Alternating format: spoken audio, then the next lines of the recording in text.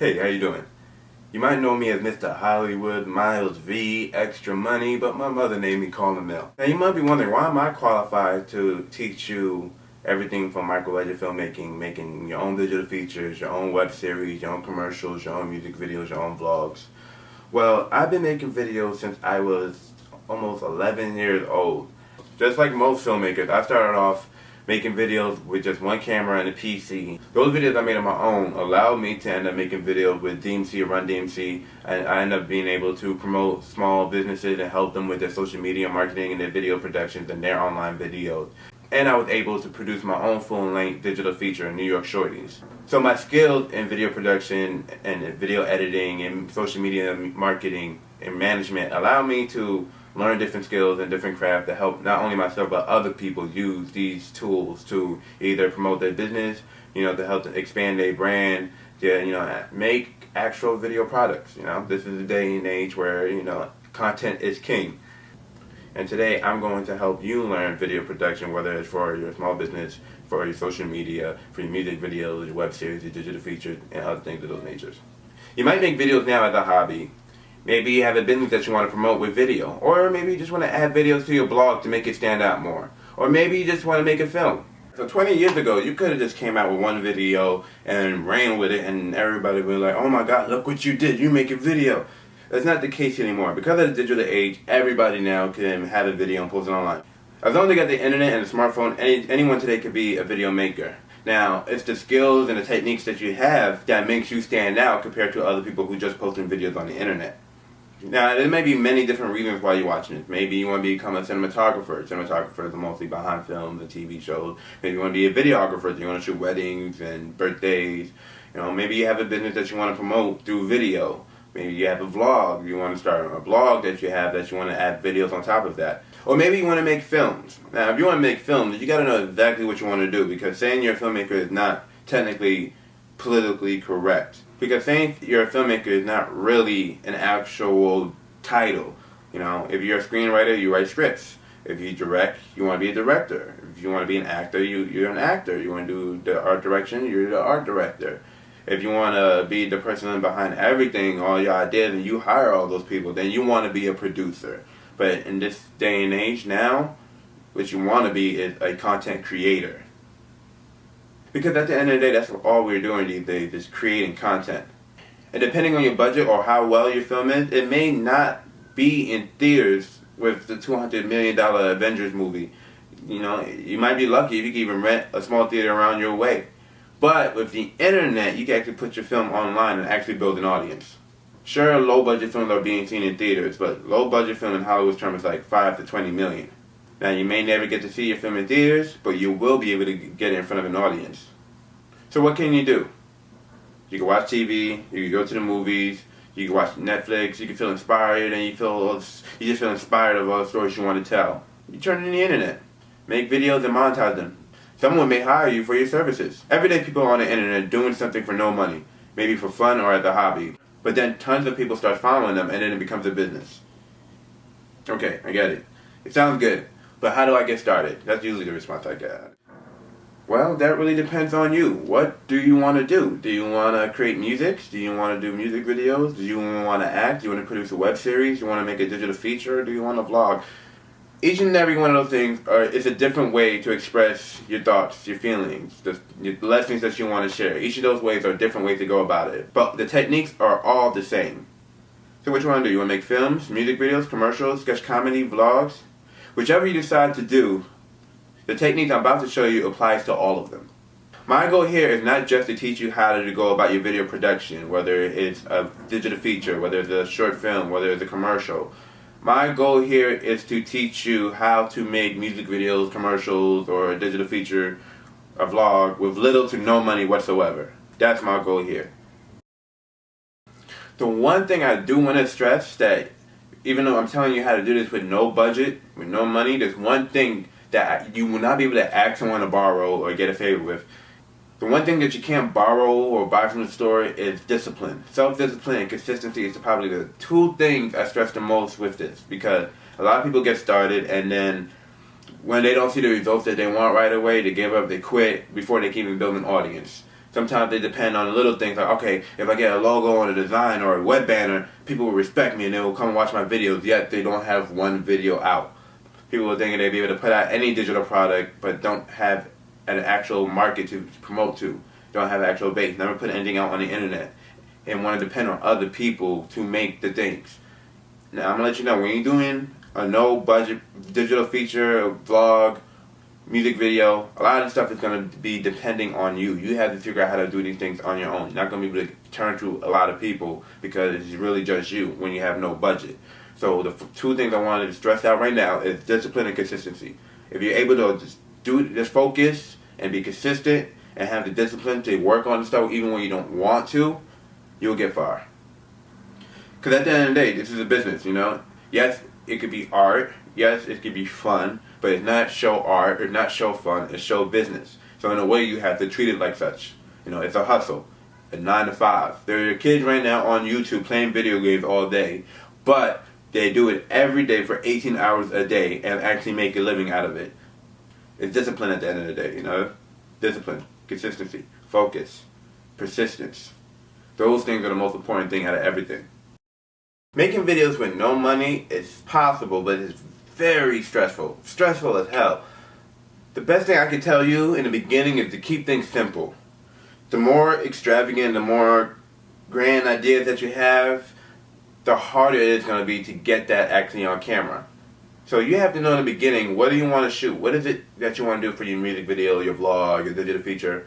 Can you shoot it in one location? Can it be shot in a short time span? Do you need a lot of people to be there to shoot it? Can it be just you? Can you pull up Eddie Murphy and Tyler Perry and play all the characters?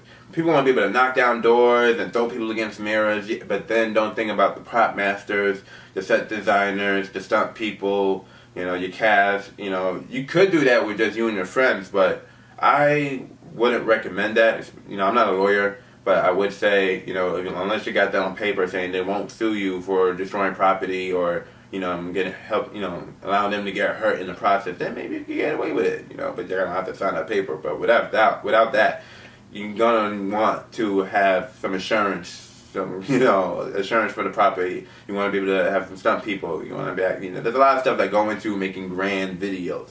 So the best thing to do is keep it simple. Keep it really, really, really, really, really simple. So simple that it's just like, wow, I wish I could have thought of that. That simple. You want it that simple. Something that can be shot maybe in one location, maybe in real time. You know, something where you're not going to need a group of people. Because filmmaking is a collaborative process. No matter whether it's a music video, short film, a digital feature, a commercial. Usually it takes a team. You know, writers just need a pen, painters just need paint. But filmmakers, we need an army.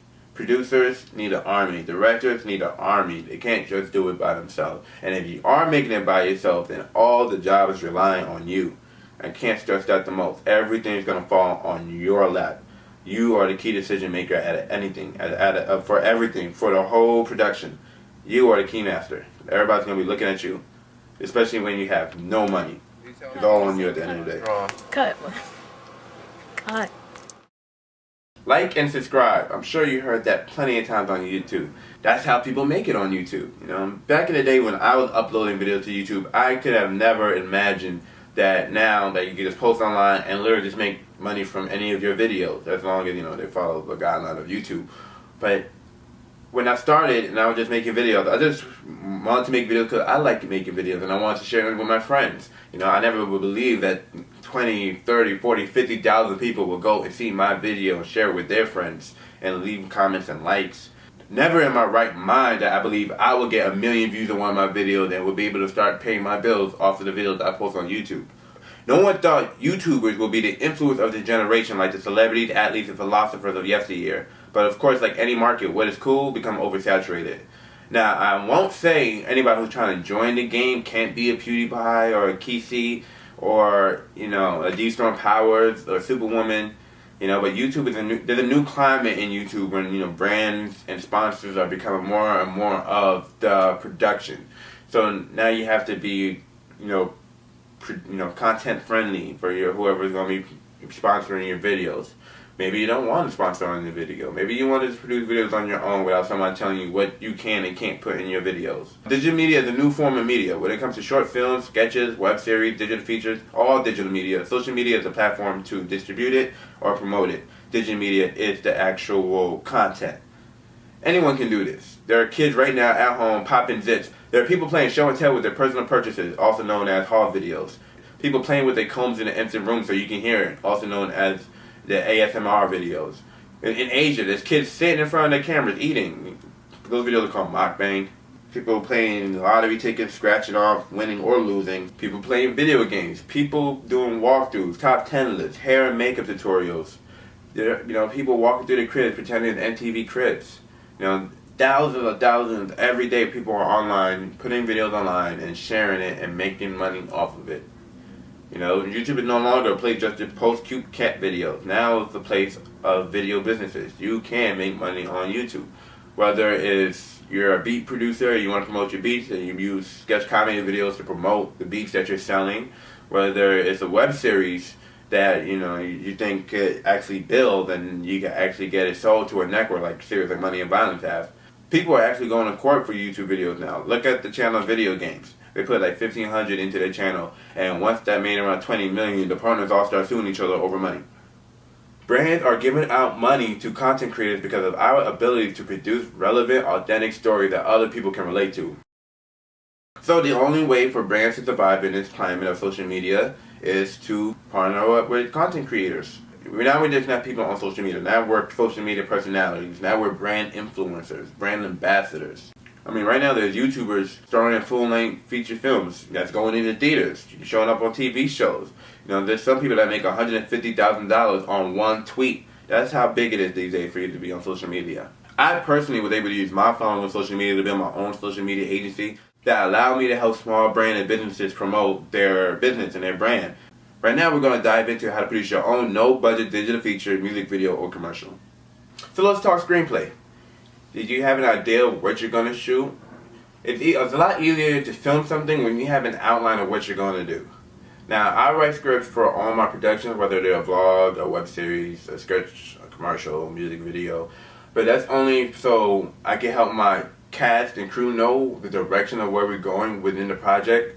That way, if I want them to improvise, they know what direction they need to go. And if they get off subject, I know where to bring it back and pull them back into the story. No matter what you write, the formula is probably going to be the same. Every story has the same structure. You got Act 1, Act 2, Act 3. Every story has it, beginning, middle, and end. You can't skip it. Every story has that one part in the beginning, that one part in the middle, that one part in the end that explains the whole story. Whether it's an hour, 2 hours, 30 minutes, 30 seconds, 15 seconds. Every story got a beginning, middle, and end. Very simple. Act 1, you get your characters stuck in a tree. Act 2, you throw rocks at them. Act 3, they come down. So what's your story about? Yes, every video that you see has a story. Even vlogs have a story. We turn to entertainment and stories for things that we don't get in real life. The fun, the excitement, the adventure, even the simple moments we can now stream in real time. So what's your concept? Most of these stories begin with what if. And in a way, viral videos also work the same today. Like videos such as put the iPhone in a blender.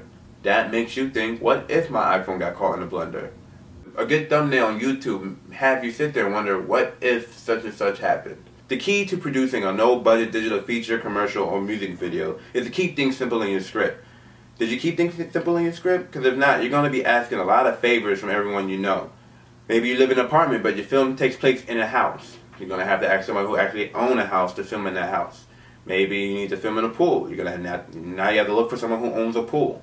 Maybe there's a scene that takes place in a car. If you don't drive, you got to find someone who has a car. Know someone who owns a restaurant, a deli? Time to call all those friends and relatives. When you're filming something with no money, you're going to be asking for a lot of favors, especially in the beginning. When the money starts to come in, you can go ahead and outsource certain tasks. You can rent cars, homes, even jewelry. But when you don't have any of those things, it's literally all about who you know and what you have. Depending on your budget, you can rent, buy, or borrow cameras. I often do a mixture of all three. Usually I use these construction lights from Home Depot. LED lights are great if you can get them. You don't have to buy expensive lights. Now lenses and camera is another thing. You can shoot with a DSLR or you can shoot with your iPhone. Either of those you can get a lens to shoot on and still get cool and creative shots. When I started filming, I was filming with a VHS camcorder the size of my head and was editing with VCRs. As I got older, I transitioned to filming VHC to mini DV.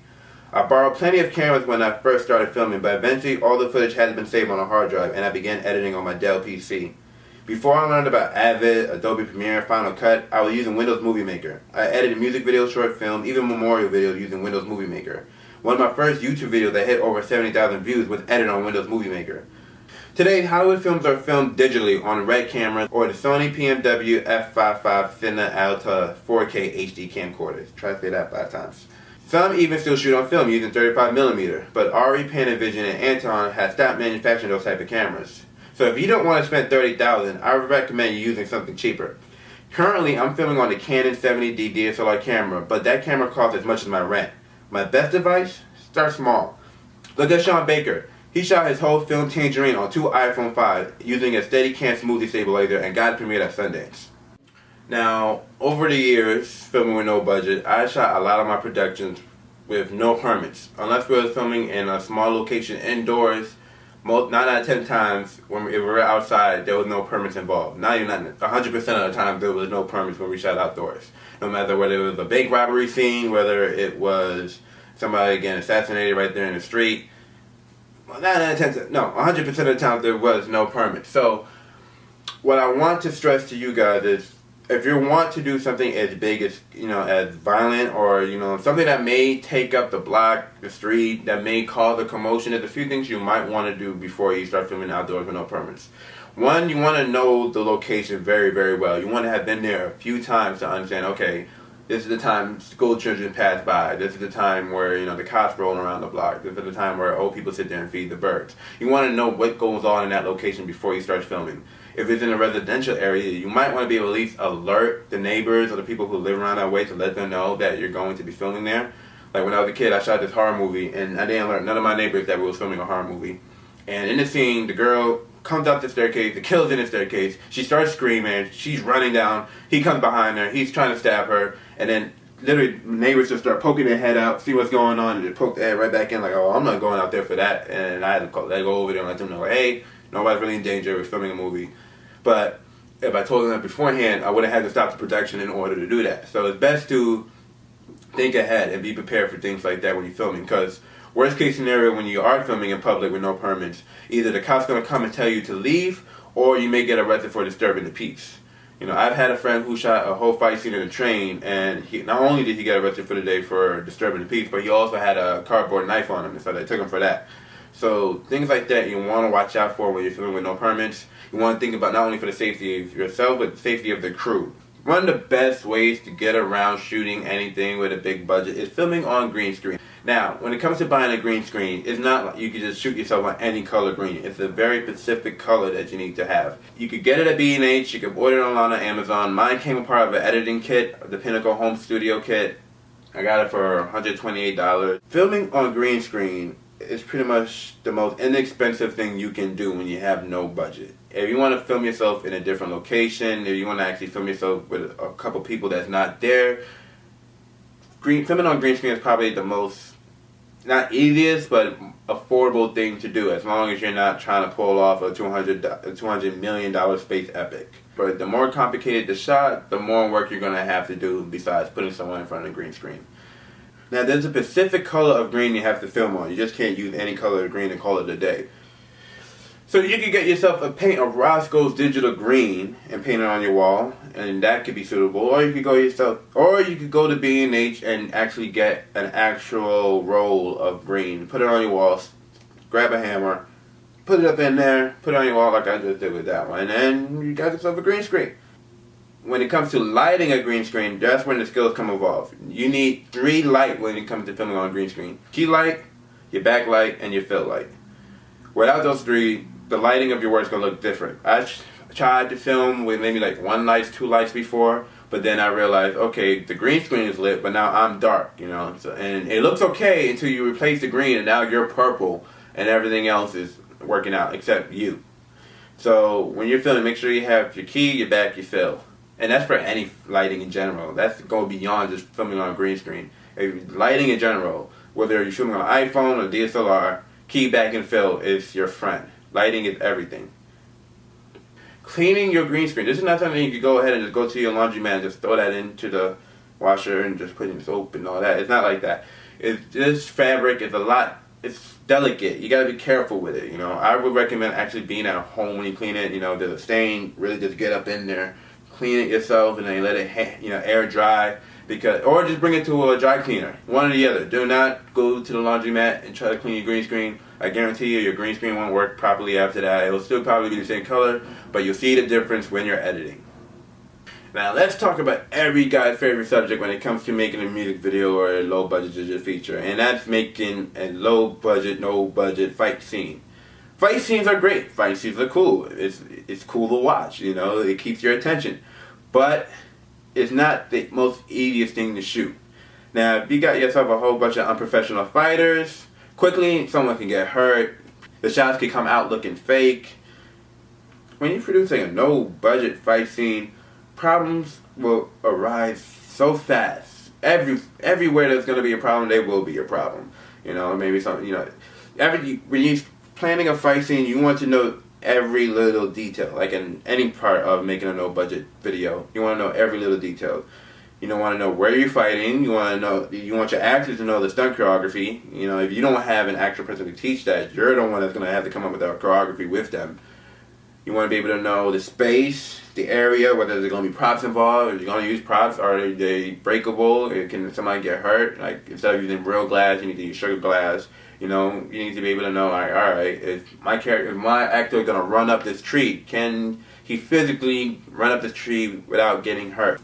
You want to get paperwork stating that no matter what happens during this shoot, you are not liable for what happens to them during this shoot. Just like action sequences, chase scenes are a little different. Now, like before, you want to know the location, you want to know where your actors are going to be, and then, of course, there's going to be choreography. But you want your actors to be able to run as far as you want them to run. Whether they're running with just hands, running with their guns, it can get dangerous really, really fast. Now, speaking of running with guns, I've shot films with no permits, as always, and some of those scenes have people running with guns.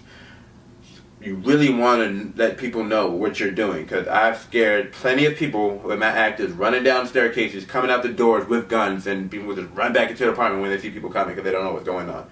So, if you're going to be doing chase scenes, once again, like before, you want to be able to let people know what you're doing beforehand, before you get there, so you're not scaring people when people are actually getting chased. You know, people see people running, most likely they're going to run too. So, be on the safe side and try not to scare your neighbors. Since we're on the subject of guns and running anyway, shootouts they're fun to shoot. It's like playing cowboys and Indians like when you're a kid. The only thing is people get killed when filming with guns and no budget. There's plenty of stories online you can look up when there's a filmmaker who's trying to shoot a movie, they had a gun, somebody got shot, or the police came, somebody called the police. You know, it could get crazy really, really fast. So you're going to shoot a shootout. My recommendation, shoot indoors. If you don't have a permit, you know, it's better to shoot indoors because then nobody can see what you're shooting. If you're shooting outside, shoot really, really, really fast in a small location where nobody can see what you're doing. I shot a scene that was literally right behind a junior high, and I had to make sure I shot that before it even hit 2 o'clock. Another thing I want to talk about when you're shooting low budget is you need to have compassion and sympathy and understanding when you're shooting these low budget products, because a lot of times people are going to be doing you favors, and you have to be able to bend at certain times for other people just because you want to keep them happy while they're helping you. For instance, one of the characters in my film New York Shorties was supposed to be with us at a different location to film, and I remember I just got upset because I'm always like, what are you doing? You know the scene takes place here. And they was like, but I'm over here. Now, they wasn't that far away. They were like maybe a good 10, 15 minutes away. I could have walked to that location and we could have filmed over here. But I was upset, like, no, the scene takes place here. So an argument ensued. The person ended up dropping out of the film only because I wasn't willing enough to walk up 15 minutes to shoot the scene in a different location. So what I want to be able to let you know now, and I want you to remember that a lot of people, when you're making a no budget digital feature, a lot of people are doing you a favor. And it's easy to lash out on people when they're not thinking the way you're thinking, and they can't, think they can't read your mind. It's very so easy to lash on other people, but you have to remind yourself to humble yourself that they are there to help you, and without them, your project's really nothing. So, be gracious, and just be humble that they're there, and let them know that you appreciate that they're there to help you. Now if you have a specific shot, specific vision that has to be that way, try to reschedule then. Like, all right, if you can't make it over here, then all right, let's just try to shoot it another time then. If you have the time in your schedule, just remember these people. Even though they're actors, they're crew members, there are people too with feelings and emotions, and you have to be. You're gonna need emotional intelligence to understand and feel where they're coming from at times to make things work smoothly for your video. Now, at times when you're filming a no-budget digital feature, commercial, and music video, there will be times you hire people to show up and they won't show up at all. You'll call them, they're like, hey, you coming? Like, yeah, I'm coming. And they won't show up at all. It'll just be you and a few other people. Now, I would not recommend just standing there and say, you know what, let's try to shoot this another day. My recommendation is to keep shooting, keep moving forward. If the key people that you need there are not there, then you're going to have to come up with something else going on. My prime example is when we were shooting our Captain America fan film. Now, there was a whole nother script in place. The original script was there was going to be a couple of thugs, they see a girl, they start harassing her, and then it goes from catcalling to a robbery, and then Captain America shows up and saves the day. Now, my lead actress told me she was showing up that day. We went to the location, she started responding. Now, lucky enough, we were shooting in an area that I know of, and I saw other people that I knew. So, originally there was supposed to be maybe 6 guys. One of the guys showed up. So I ran into 2 of my friends, and I said, guys, I need a favor from you guys. Would you mind being in a short film? They didn't mind. They saw the Captain America standing there, like, of course I'll be this. So I was able to bring 3 random guys to come in to play 3 different parts.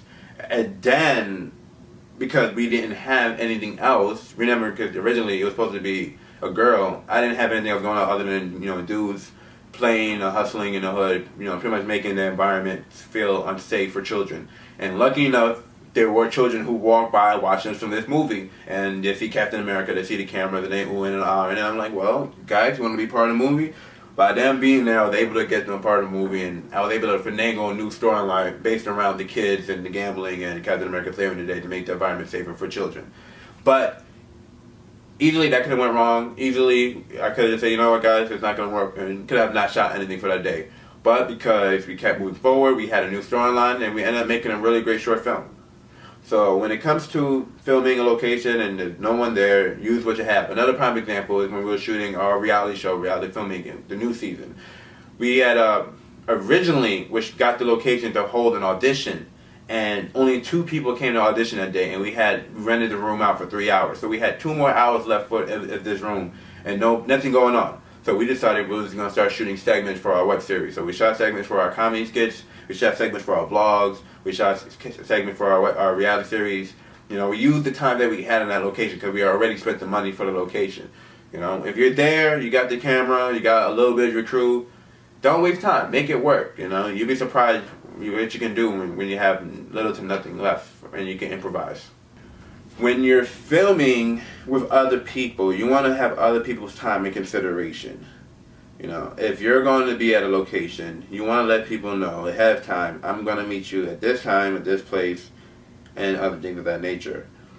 Or if you're trying to meet them in their home, you let them know, I'm going to be at your home at this time, at this location. And you have to let them know, like, step by step. I'm going to be there by 6, we're going to shoot by 7, we probably won't leave till like 9, and we're going to plug this, we're going to plug that, we're going to move this, we're going to move that. You want to be able to let people know things ahead of time. If you can't show up, you need to let them know you can't show up. Now, sometimes, some people might not accept the fact that you can't show up and be like, no, show up, show up, show up. I wouldn't recommend that.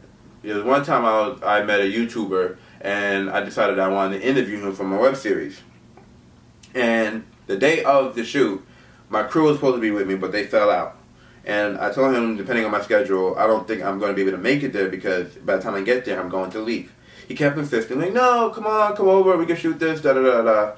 I'm like, all right, but I don't know, because I want to do the interview, and then I might want to do, maybe an improvised short film, because he had, props and stuff that he's making for his own horror series. So I'll be, I don't know if we can pull this off in a short amount of time. But like, no, come on over. So I came over. It was really late. I didn't know the location. It was somewhere in the Bronx. I was supposed to be there at 6, but because of all the stuff that was going on during the day, I didn't get there till 9. Even though I kept telling him I don't think it's a good idea. I got there by 9. I started shooting an interview with him, and then I was like, all right. I got maybe an hour, not even an hour, maybe 45 to 30 minutes left. Now, in my experience, I could shoot within 15 to 20 minutes of short films. That's just in my experience. But not everybody could shoot that fast if they don't have that experience. And he was like, oh no, that's not how it works. Da da da da da. Now, mind you, I wanted to improvise. And he had 2 other cast members there. And I was like, hey guys, do you know what you want to do? Do you get an idea what we're doing? They told me he didn't tell them anything. So the guy gets upset at me for coming late, even though I've been explaining to him for hours that I don't think it would be proper for me to come over at this time. And let's just say the relationship did not grow from there, based off that one incident. So if you're going to work with another YouTuber, another video maker, another content creator, have everything set in stone and let them know everything ahead of time. And even if you know for a fact you can't make it, you let them know you can't make it and you're going to have to reschedule. Because if you're going to try to show up anyway and try to do everything in a little bit of time, you never worked with them before and you don't know how they work compared to how you work, it won't work and the collaboration is going to fail. Let's face it, we all seen a music video once in our lifetime, whether it was on MTV or VH1, BET, remember when TRL or 106 Park was the thing? Now today you can watch a music video anywhere, from your TV to your cell phone to pretty much anywhere with an internet connection, Now today anyone can create a top 10 music video playlist with a YouTube account. There's nothing new under the sun when it comes to creating music videos. The tools and the distribution might be different, but the fundamentals are still the same. When I was 10 years old, I decided that I wanted to be a director. 6 years later, I directed my first music video. Now here we are 10 years later, now I can actually say I am a director. So today I'll take you through my experience in the last 10 years directing. From directing indie rappers and indie artists, to me and my friends lip syncing to our favorite song, to directing hip hop legends such as Chuck D and DMC of Run DMC. So take a seat, sit down, get comfortable. We're going to be here for a while. So before we can get into girls dancing half naked, giving you lap dances, throwing money in the air, or showing off fancy cars, let's talk about the concept of the video. Now there's 3 different types of music videos. You got the narrative music video, you got the concept music video, and the performance music video. Now the narrative music video has 3 different types. You have the illustration. This is where the narrative in the video is closely reflects the lyrical content of the song. You got the amplification, where this narrative is kind of influenced by the lyrical content. However, it uses different themes to complement the song's feeling. Last but not least, you got disjuncture, which is where the narrative looks and holds very little relationship to the song and is kind of random. Now, concept music videos sometimes have no storyline or any relation with the lyrics of the song.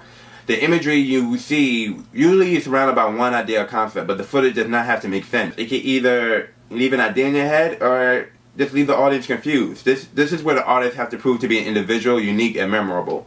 Now, there are 2 types of concept music videos. You got the thematic, which is based around a theme, which depends on the genre. So if it's a hip-hop song, a rap song, most likely you got a lot of images of the street.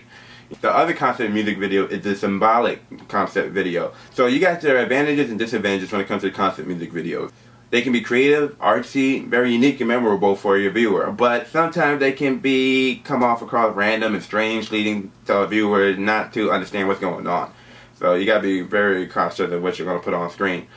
Especially if the artist is not featured in the video, then it's hard for that artist to promote their identity without being in that music video.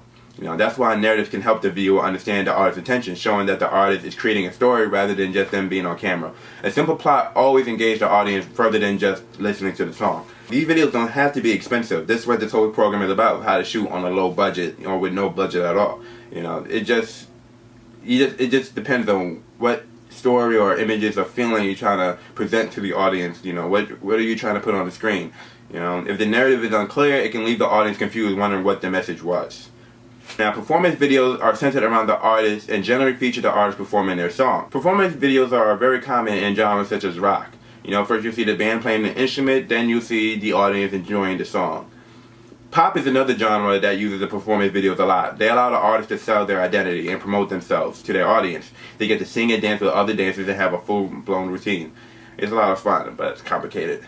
Performance videos are generally the cheapest to make out of the three genres of music videos because they don't need a great deal of setting, just somewhere that is suitable for filming. If the artist generally looks really good at performing in a music video, it increases the chances of people coming to watch them live. The only disadvantage is that these videos can be quite generic, boring, and can lack a sense of creativity. It's best to get a sense of your budget. Great music videos don't have to be expensive or elaborate. You'd be surprised how many of the most creative, memorable music videos in history are the simple shoestring productions. Knowing how much money you have beforehand can help you maintain your budget. Keep notes. You don't need anything fancy. Just, a piece of paper, pen, even your phone. Anything that has a notepad. You want to be able to take down notes at any time. Inspiration can hit at any moment. Talk to the artist. Talk to the band.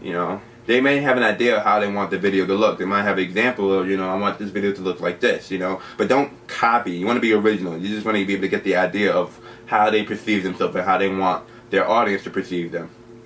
Don't lie to them about your skill level. Don't overpromise what you can deliver. The best advice I've ever heard was to tell them that you're going to give them the basics and then over-deliver on it. So at least you can surprise them with that. But if you're going to lie to them and tell you, hey, we're going to be able to take you to the moon and this and this and that, they're going to be disappointed at the end of the day when they realize you can't really achieve that look. So know what you can achieve in the beginning. Tell them what you can achieve, and then go try to be a little further than that. Just try just a little bit. As long as you know what you can pull off in the short amount of time and budget. So have a realistic outlook. Which ideas are affordable and possible on your schedule and on your budget, which is which is reasonable, which is feasible, and which just doesn't work at all. Before you do anything, before you make any plans, I need you to listen to the song. Are you listening? Are you listening? You can listen to it with the band and the artist, or you can listen to it by yourself. You don't have to listen to it with them. Once you have an idea of the song, brainstorm the ideas for the video. Consult with your team that you're going to be working with, so you know whether it can fit your budget, your schedule, or even the scale of your production. Adding small, specific details to your video can make a big difference. It can actually make your video more unique and memorable. Shoot, sometimes they can even make it more iconic. Don't be afraid to be different. It's cool to confuse and shock the audience, as long as it's the best choice for your video. So let's talk about actors and costumes. Now, first off, you gotta make sure you find the right talent. Find the right people that looks perfect for your video. Now, since this is a music video, dialogue isn't always part of it. You might just be, this is where you might have to be real superficial. When you're making a movie, you gotta find someone who is the character, someone who will really act, someone who will really perform.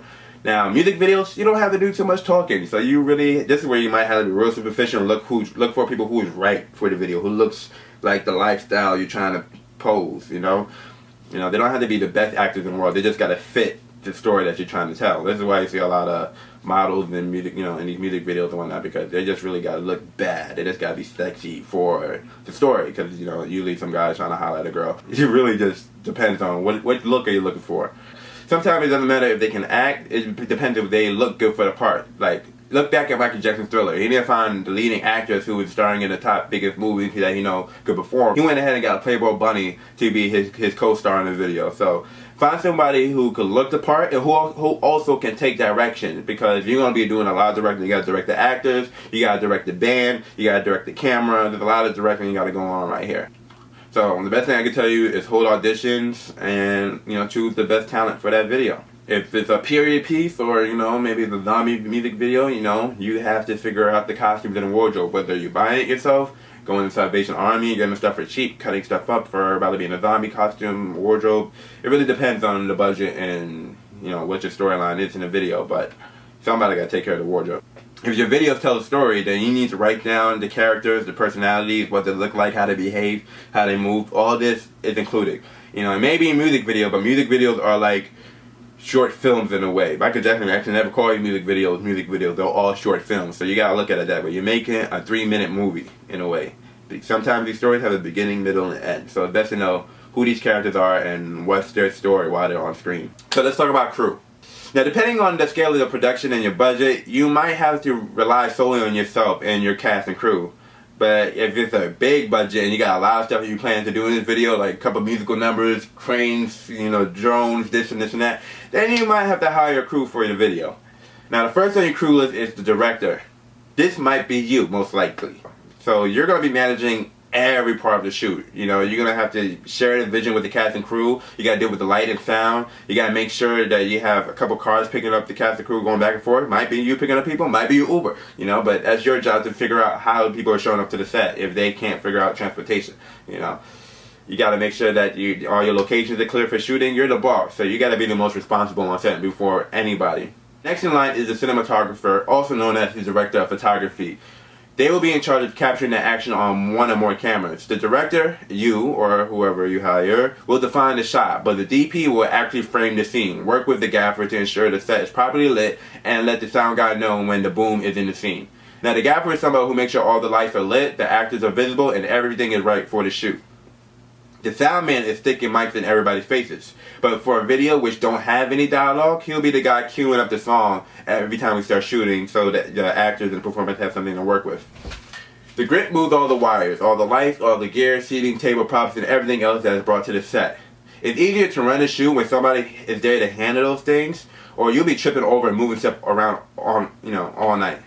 So try to get a grip. A grip is really good to have on set because they get to move all the lights, the wires, the gear, the seatings, the tables, the props, anything that got to be moved around on set, you know. While you're busy focusing on directing and preparing for the next shot, it's best to have somebody who's actually focusing on those things so you're not busy tripping over things and trying to move things out the way so you get the next shot. Now, wardrobe depends on the budget. If you have a deal with an apparel company, you may not have to provide clothing. But if you're not at the level of getting a cross-promotional deal, then you might have to simply bring the wardrobe for your cast and crew, or provide directions to the talent to what to wear, or tell the costume designers what to make for them. So you might be like, hey, I need you to wear jeans. I might need you to wear a white tee. I need you to, wear colorful colors. That's, it depends on what you're doing for the video. You let them know beforehand, this is the type of wardrobe I need you to come in. If they don't have it, then you gotta go find it. Whether you're borrowing it, you're buying it, One trick I've actually heard people do is actually go to the store, like, some fancy spot, get some brand new clothes, don't take off the tag, wear it during the video shoot, try not to get any sweat on it, try not to get it dirty, and then bring it right back and get a refund at the store. So you had that new clothes for that one day, for that one video. I haven't done it before, but I can tell you, I'm thinking about it. You're going to need someone to focus on your props. This also might be you, Somebody had to find a vehicle. Somebody had to find the prop guns and stuff like that, And you can find this stuff on Amazon. You can find anything on the internet these days. So you pretty much just find the stuff that you need for the video, write them down on a list, and pretty much pay attention to each thing that's on the list. Like, all right, where did I put this? Where did I put that? You keep control of all the props that's in that location. Pretty much anything that the actors pick up or put down in the video that's not part of the location, you got to be in charge of. Now, somebody else got to be there for continuity. This could be you. This could be somebody else. Continuity is the person who takes care of continuity is the person that makes sure that people start where they left off at that last take. Because you don't know how many times 1 minute you're shooting a video and you're doing one thing, this person wearing this one shirt, then later on in the video that guy takes off the shirt and is no longer wearing that shirt for the rest of the video, and then nobody notices until they're in the editing room. Let the person who's taking care of continuity, take note of the position and help out with where the camera is and was at the last time. Now, dancers, choreographers, if it's in your budget, they can really make the dancing smooth and coordinated, Don't try to do it without them. Music videos look cheap when you have people dancing and there's no choreography. They're just making it up as they go along. Sometimes it looks great, sometimes it don't. When I was younger, we used to do a lot of dancing in the videos that we used to do for fun, and I would hire one of my closest friends, Melanda, to come in and, do some choreography with her and her friends. So we would have some dance routines in the video, so it wasn't just us, acting the fool, not knowing what we're doing, Now that we got through concept, let's talk about location and props. Now, props is important depending on the song and the video. If it's gangster rap video, then best believe we're going to need some guns. So number one, that's on the prop list. Are we throwing money? Now, money's on that prop list. Are we going to be in a car? Car's down on that prop list. Are we going to need a smoky environment? Fog machine is down on that prop list. So it really depends on your budget and your video and your concept. The list could just go on and on and on. But depending on what you need on screen, it has to go down on your prop list. Now, when it comes to location, the first thing you gotta do is scout locations. Before you start shooting, you need to know where you can shoot. So you're on a budget, so traveling to a remote location or building a custom set might be out the question. You could talk to the owner or management of any location you want to use to see if they're okay with your shooting. When all fails, list the locations you have at your disposal. Your house, your job, your car, your friend's house, even the neighborhood park. You'd be surprised where you can steal shots in great locations if you move fast enough. stay too long and the police will ask for permits. Worst case scenario, you'll be arrested for disturbing the peace. So if I was you, shoot as fast as possible if you're shooting without a permit. Get in, get out before anybody even noticed you was there. Now, I've shot a lot of videos without permits, but that's only because I know how fast I can shoot, and I know beforehand when I'm going to get over there. So the first thing I do is I get to the location, I tell my cast and crew what we're going to do. I try to get it done within 10 to 15, hopefully less than 20 minutes, get back in the car and we're out before we can even pull up a crowd. Sometimes the crowd might pull up, but hopefully you get out of there before the cops show up because of the crowd. It's better to notify neighbors and anyone nearby about your shoot beforehand, because if you don't, they might get confused and annoyed about the shoot. Last thing you want is some cranky neighbor to call the cops on you because you're causing a disturbance. It can happen, it might happen, I won't say it will, but you want to be prepared for anything. I haven't made any storyboards for my music videos, but I have for my films. You can check back into my micro-budget filmmaking course to find more about storyboards. But to make a long storyboard short, you see what I did there? Storyboards don't have to be flashy. They can be simple as the position of the actors and props in each scene, or they can be as detailed as individual cutaways, expressions, direction of movement, etc. If you can't draw, then make a text storyboard. Just have an idea of what's going to happen in each shot and communicate that to the crew. You can have shooting time cut in half if you shoot all the footage in one location, even if it's out of order as it will appear in the actual video. If you can just get everybody at one specific time at one time, and you don't have to keep coming back, the better. Try to get that done in one take. Maybe not one take, but try to get everything done in that one location that one day, so you don't have to come back, try to regroup everybody and get any additional shots. And plan your shooting so you don't have to so you can travel less as possible. Really sit down and plan your shooting. No, we're going to be here at 1 o'clock, be here at 6, be here at 8. It's best to know that stuff beforehand.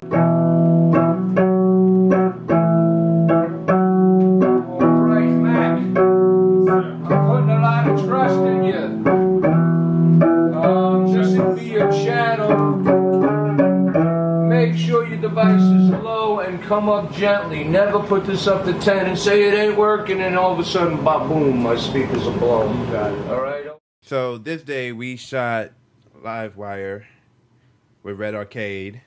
I've shot a video with the lead singer Ziggy Royale on another project called I Kill.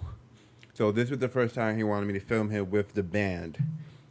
On this day we only had 2 cameras to film. We had 2 Canon DSLRs, both 70D.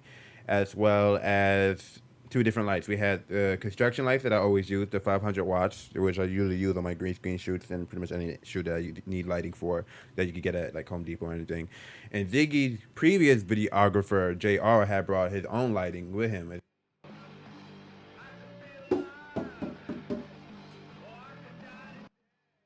So the video is pretty simple. Basically, you know, we wanted to get that old 90s vibe, something similar to like maybe Nirvana's, you know, Smell Like Teen Spirit, where, you know, there's one room, a lot of smoke, a lot of hot lights, like, you know, it's bright. You know, the only thing different with, he wanted to shoot something in black and white, similar to another music video that he saw back in the day. I can't think of what it is now, but it was another punk rock group. But basically, they just want to walk into a room, see a whole bunch of people passed out, and once they start playing music, it started waking up the crowd, and, you know, pretty much just changed the whole atmosphere. Now on this day we only had, like I said, we only had 2 cameras, 2 Canon DSLRs. I had one camera trying to shoot behind the scenes on the tripod, and the other one I focus on getting like the close-ups, the masters, and all the sequences that I need. We had my construction lights, which was, you know, 500 watts that I pretty much use every shoot that I got from Home Depot. And we also used JR's lights, which were 2 LED lights, and he added a filter on it so it wouldn't be overexposed. And those lights really helped out, but we'll get more into that in a little bit.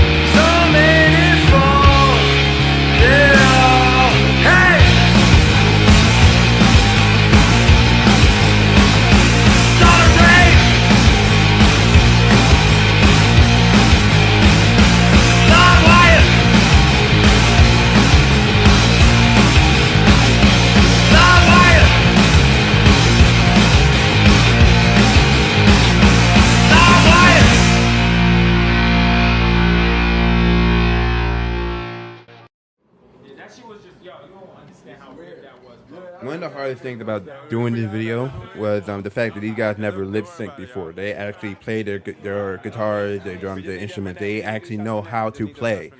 So I had to figure out how to get them to get used to play, because that's not something they do on a regular. They actually play their guitar. So they wanted to actually shoot the video with them actually playing their instruments. And I'm like, that's never going to work through editing, because it's going to change every time.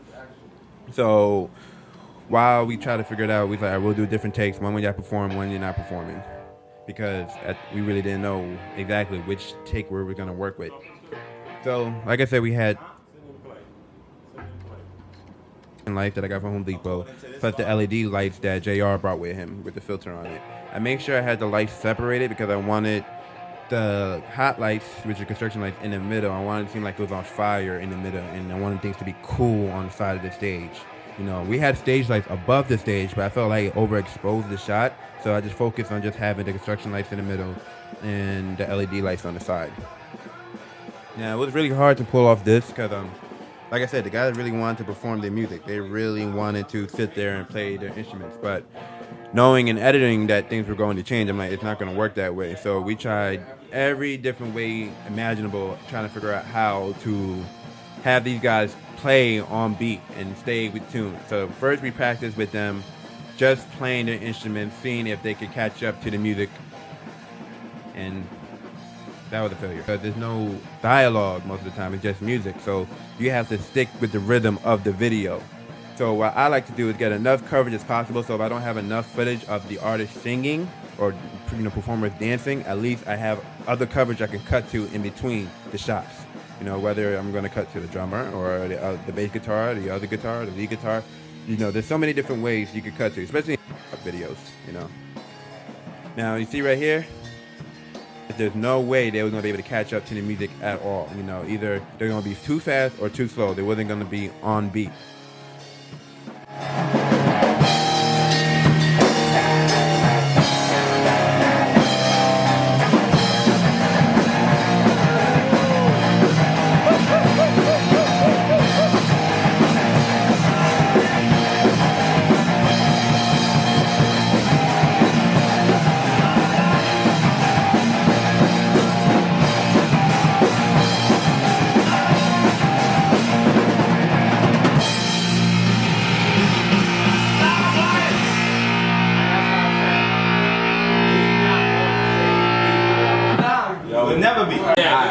Some lip sync acting shit right now. Alright. So we're doing lip syncing first. So we got lip sync. Yeah, we're gonna do this. We're doing lip sync right now. Get a lip sync This one's on TV. Exactly. Alright. I like getting people's input during the shoot, because that way it doesn't feel too strict. It doesn't feel too...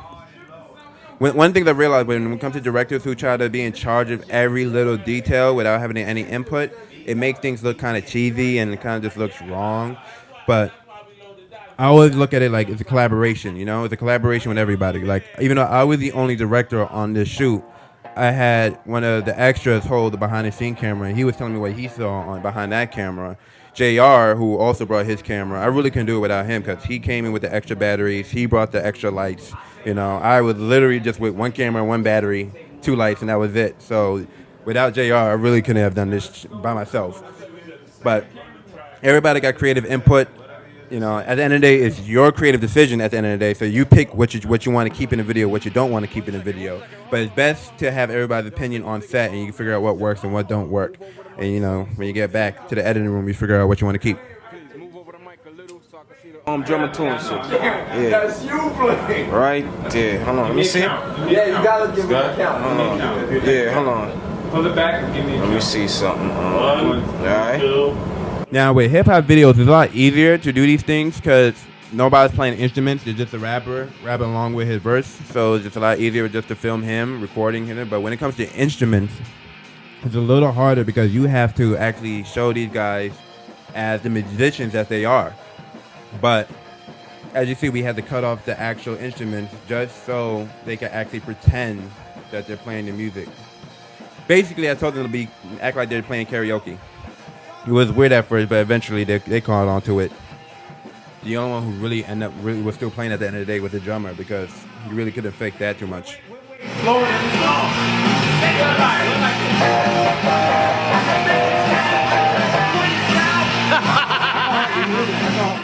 It really took a long time for them to get into the groove, though, because that's something they've never done before. They never had to pretend to play the guitar. They never had to pretend to be a band, you know?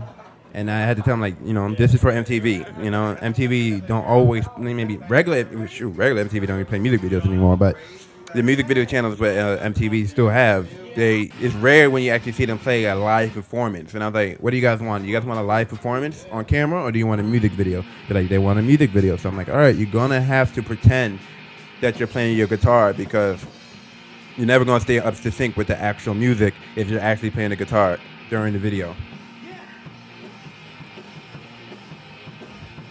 So right now, these guys are pretty much still practicing, still trying to get used to the fact they're not really, like, they're playing their guitar right now, but you can't hear it because the volume is all the way down on the speakers. You can't hear a thing except the drummer. The drummer is the only one that's actually playing any sound right now. The guys are playing their guitars, but there's no sound coming out of it. That was the only compromise to make. You know, actually have them play without actually hearing them play, and just actually have the actual track playing in the background.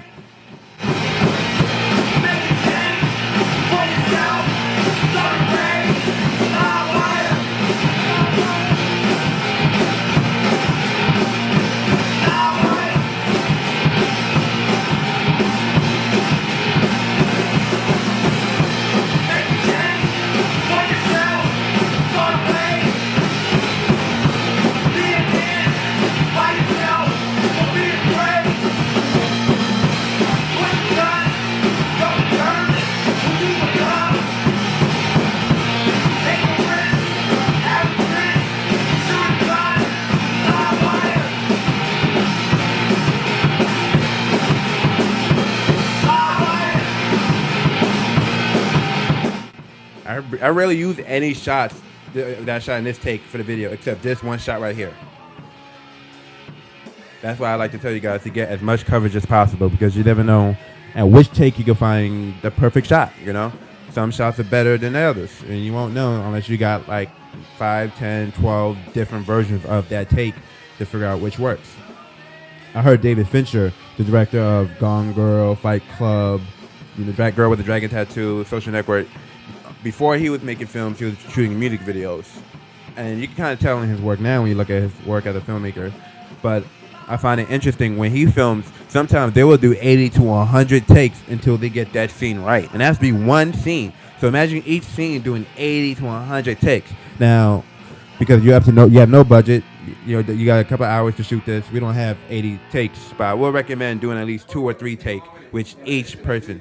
We can't do it that way. The voice, though, we can hear your voice. I tried that nigga, so we shut up. No. Don't listen to that. No. If you looking at me, Don't listen to that. You was looking at me? Your voice. I keep singing. Yeah, but I'm actually thinking at the drummer to keep it on time. Look at y'all. I have to keep this. Yeah. In this take, I switched the lighting because I wanted to try something different. You know, I knew that we were gonna edit the video in black and white, so I wanted to make sure that I had the guys lit a specific way, so when I put things in black and white, they wouldn't like fade into the background.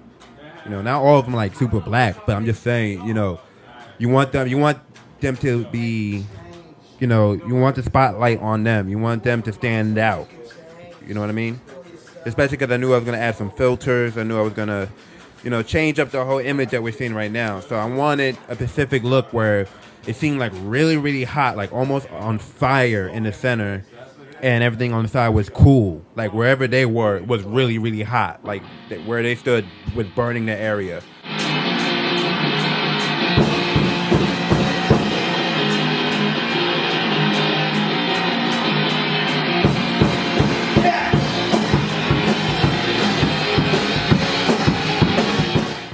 Now, when we were planning the video and we came to the location, we had an actual crowd of people in the room with us. There were at least maybe 10, 12 people in the room before. But by the time we started shooting the video, there was only 4 people in the room. So I decided I just want to focus on the band as I started to try to figure out in my mind how I was going to go about shooting the crowd with only 4 people.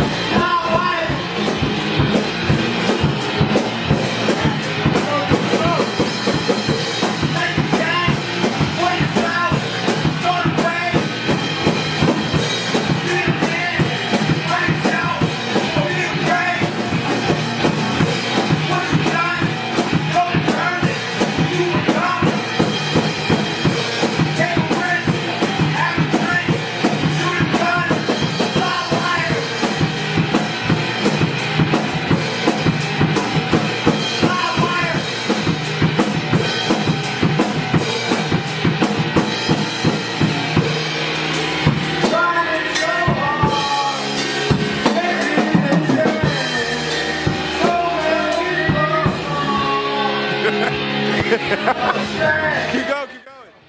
Let me tell you guys something. No matter what happens on set, you always keep going. Don't stop filming. Keep rolling because you're there for a limited time. You have no budget, so you do not want to waste any time starting from the beginning again. Just keep rolling, keep going, and the next take, you try to get it better. Just keep rolling. Don't stop.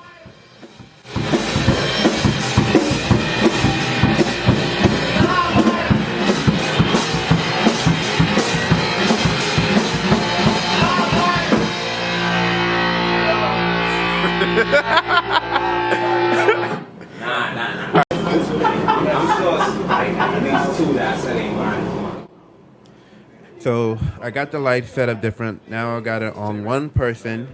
I have the LED lights on the side of Mac, and I had the construction lights, right in the middle of him, below him. Now, I felt like it was important to get each individual shot to get through this right, because if I had them all performing in each shot, I felt like I was gonna miss maybe the essence of each player. The only thing is I wanted to have the drummer in the back just in case, because I know he's gonna get in the back. But as you can see, even right now, I'm forgetting to look at him because I'm focused on Mac. Somebody else behind me had to point out, "Hey, Bricks, play the drums, man," because eventually he may get up in the shot.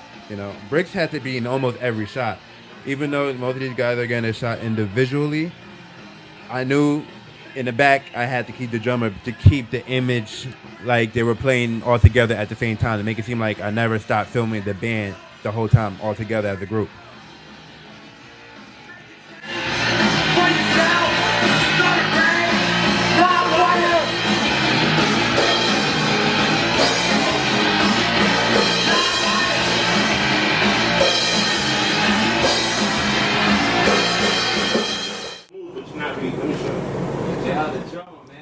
This is why I say that you should always have other people's input, because what you're not paying attention to, somebody else will point out. And that's why I always say I really couldn't have done this video without JR. Too hard, you know what I mean? Yeah, and your face, you just go into that.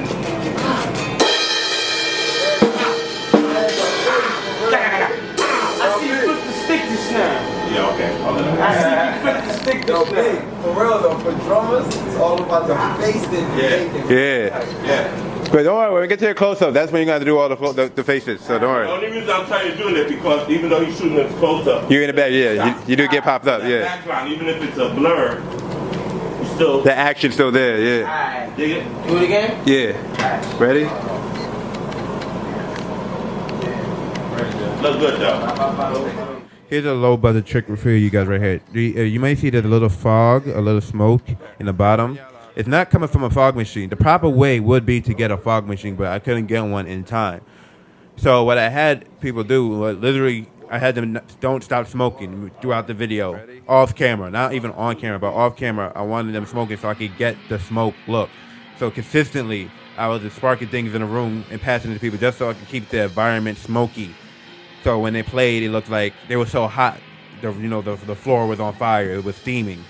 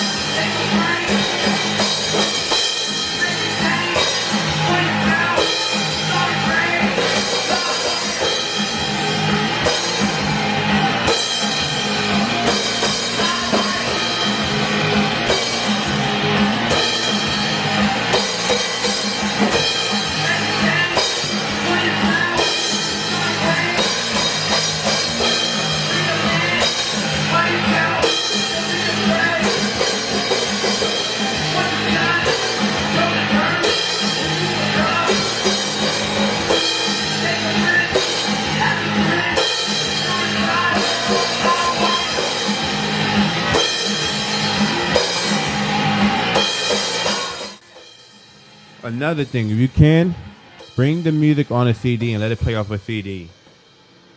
Because if you play it off an iPhone and you're playing it through an email, the iPhone may shut off during the video, and then everything stops, and then you got to turn the phone back on so you can actually start playing again. It was perfect. It was perfect. You next though. Your closer was next though. Yeah. Be ready. Hold on, man. Fucking emotions got my brain crushed. On bases. Show me that snare hand though. The snare hand. Pop. I want to see that fly up. Pop. Pop. And then pop, pop, pop, pop. Pop, pop, pop, pop. Pop, pop. Alright. Yeah, so if you look. Pop, pop. Da, God, that's the crash. Alright? Alright. Yo, watch it. No, you can take it on stage. Yeah, we're gonna need to. Doing good. Doing good. I got that. They keep it mostly grit, B. Smiling shit is less than My grit. son Keep B it ain't mostly getting no grit. break though. Beastie with I'm saying he ain't, I'm talking like facial expression wise. It should be beasting more because the Yeah. nature of the You song. did good, He man. was doing it perfectly. We're getting close to the next He was doing it perfectly. There we go. Right? Just like last one. 1, 2, 3, 4.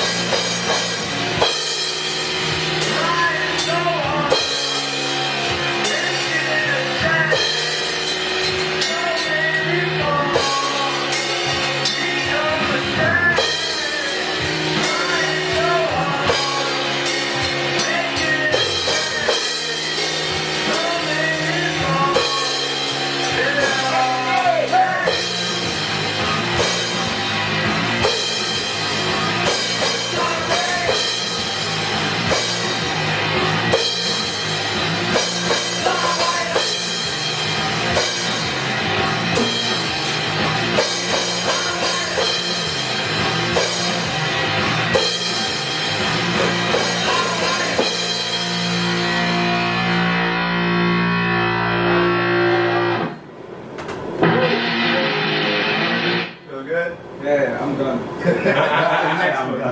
Y'all slid behind this fucking lights and shit. We'll turn next to get ready. That's it. Woo! Alright. I think I should go up, right? Yeah. Probably with everything else. No, because it's just going to be certain shots I'm going to be using, you know? 1, 2, 1, 2, 3, go.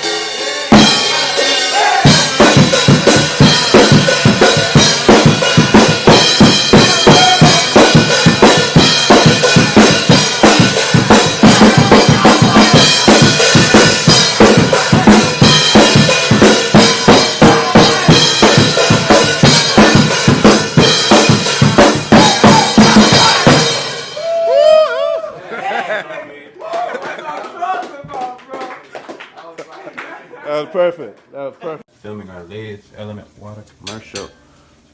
So Reggie is preparing for Valentine's Day in this commercial. So in this commercial, he is taking care of wifey, giving her a meal.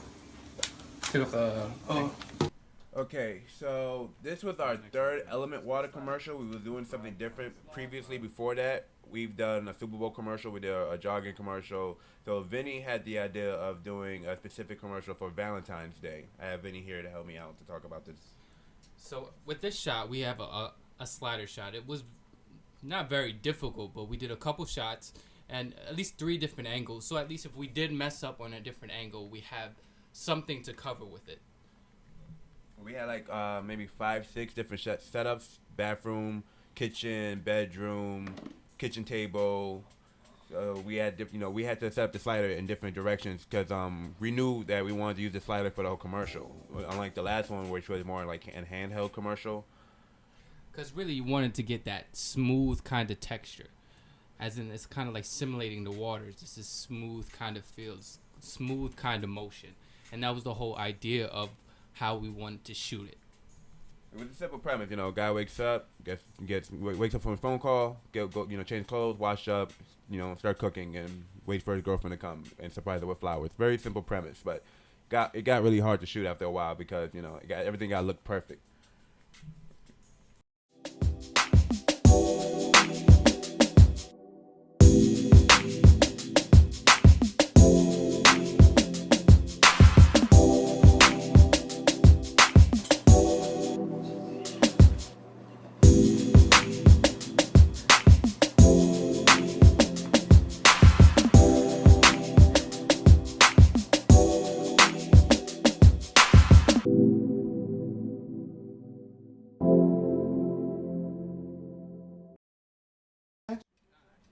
Alright, so this was the first setup, basically in the kitchen with Reggie cooking. We thought this would have been maybe one of the simplest, easiest shots to get, but the longer we shot, the more we realized how non-simple this shot was. And one of the reasons why it was so difficult was that we didn't have the food. So it was just using a little piece of garlic and make it look like we were doing this great, elaborate, dish. Although all we were doing was just putting garlic into a pan of hot oil. Yeah, we figured that if we edited the right way, people might not question what's going on in the kitchen, but the shot works out. Now, the thing with the sliders are really, they help stabilize the shot. They give that professional, sleek look. So we really wanted to give that look the majority of the time, but we realized what action Reggie takes is what helps sell that look. And that's the key to how making this shot look so perfectly. It has to be one motion with the actor, with also that slider moving at the same time the action is happening. Now, even though this whole video is about micro-budget film academy, and shooting with no money and with low budgets, but sliders are some of them are inexpensive. You could build your own, but I would actually recommend either borrowing one or actually saving up and getting a professional Steadicam because you get what you paid for. There's a lot of different ones on the market. Some for under 300, under 200, 100, some all the way up in the thousands. But you get what you pay for with these things. And it's just the key of filming. You do what you got. And in this instance, our slider isn't the most expensive slider. But what we did is we made use of what we got. I mean, if you cut the audio, you can see that it's very loud and make noise. But you wouldn't know that from the way we filmed it. Another thing I want to bring up is lens. When you shoot things like this, it's also best to have several different lenses. We shot basically with a 35mm lens, basically that came with the camera.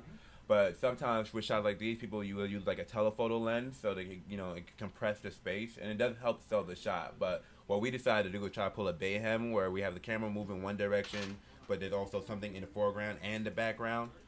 So we try to get that look, and it kind of works. We kind of pull it off. And it was very difficult behind the camera to keep the bottle in focus while also trying to get that effect where you get to see what's happening in the foreground. So for the second setup, basically we just needed Reggie to go into the fridge, move the sugary soda and the high fructose corn syrup out the way so he could reach the bottle of water. Now, once again, this would in your mind, this will come off a very simple shot. You know, you set up the camera, you place the actor, 1, 2, you get it out the way. But rehearsal is key when it comes to these things. When you have no budget and try to move really, really fast, it's best to rehearse before you start rolling. So when you get there, you really just got to get the shot and get out. But when you don't rehearse, you'll find yourself doing these takes over and over and over again until you find that perfect shot. It's Key to this is this one shot was difficult because the way that the door on this refrigerator happened would hit the wall. So really, we didn't have enough space to actually put a camera into where the location where we needed the shot from. So the key to filming is you gotta make do with what you got, right? So we had to learn to move the camera in a different angle to get the shot we want. It's one of the keys to filming. You just gotta make do with the location and always be able to. I don't know what the fuck I was gonna say. One thing I would like to mention is get enough coverage. You want to get a lot of coverage and plan your shots accordingly. You know, you want to know the location beforehand. Like, we knew this location because Vinny knew the spot before we got there. So, you know, basically all we had to do was just get that, you know, the shot itself of Reggie coming into the kitchen, cooking the breakfast, the meal, because it's not really breakfast at this point, and going to the fridge and drinking the water to get energized for the day. So we realized, all right, we're not going to use the slider for every shot, you know. So we figured, all right, this could be a handheld shot of him going to the fridge. This could be the shot of him walking, you know. This is where he'll be when he's over at the stove. You know, those are a very basic shot, but because we didn't rehearse it over and over, Vin really had to break it down to help Reg understand what was going on in the moment. You know, to let him remind him that, you know, you're waking up right now. This is the beginning of the day. It's the first thing you're getting ready to do, and you know, you need this water just to get that boost, the jump start of the day. You know, when it comes to actors, you really have to let them know exactly, like, word for word, break down exactly what they need to do, because sometimes they hear you, but they can't see it all the way, and they will get the direction, but sometimes you have to, like, really break it down to them, like, no, you're really not in it right now. You're just not in it. You just gotta focus. Now, one of the interesting things that we were doing that day was we were on Facebook Live. So we actually had an audience watching us when we were filming. So anytime I felt like Reggie wasn't doing well, all I had to do was just ask the audience and act what they thought. And if they didn't like it, then we just did it over. But that was pretty much the whole shoot in a nutshell. But what was great was that once we were able to do the shot and show Reggie what was happening, he was able to understand what he wanted, like what we wanted from him, and I think that was one of the greatest points, because you were able to show. I mean, now it's so easy to show the footage that we just shot. You know, you can make the adjustment right then and there. Even for us, we knew that we had to change the way that the bottle was located on film, because it's an advertisement. You have to see the bottle, and those are the things that you can sometimes miss, and sometimes you have to pick up on location.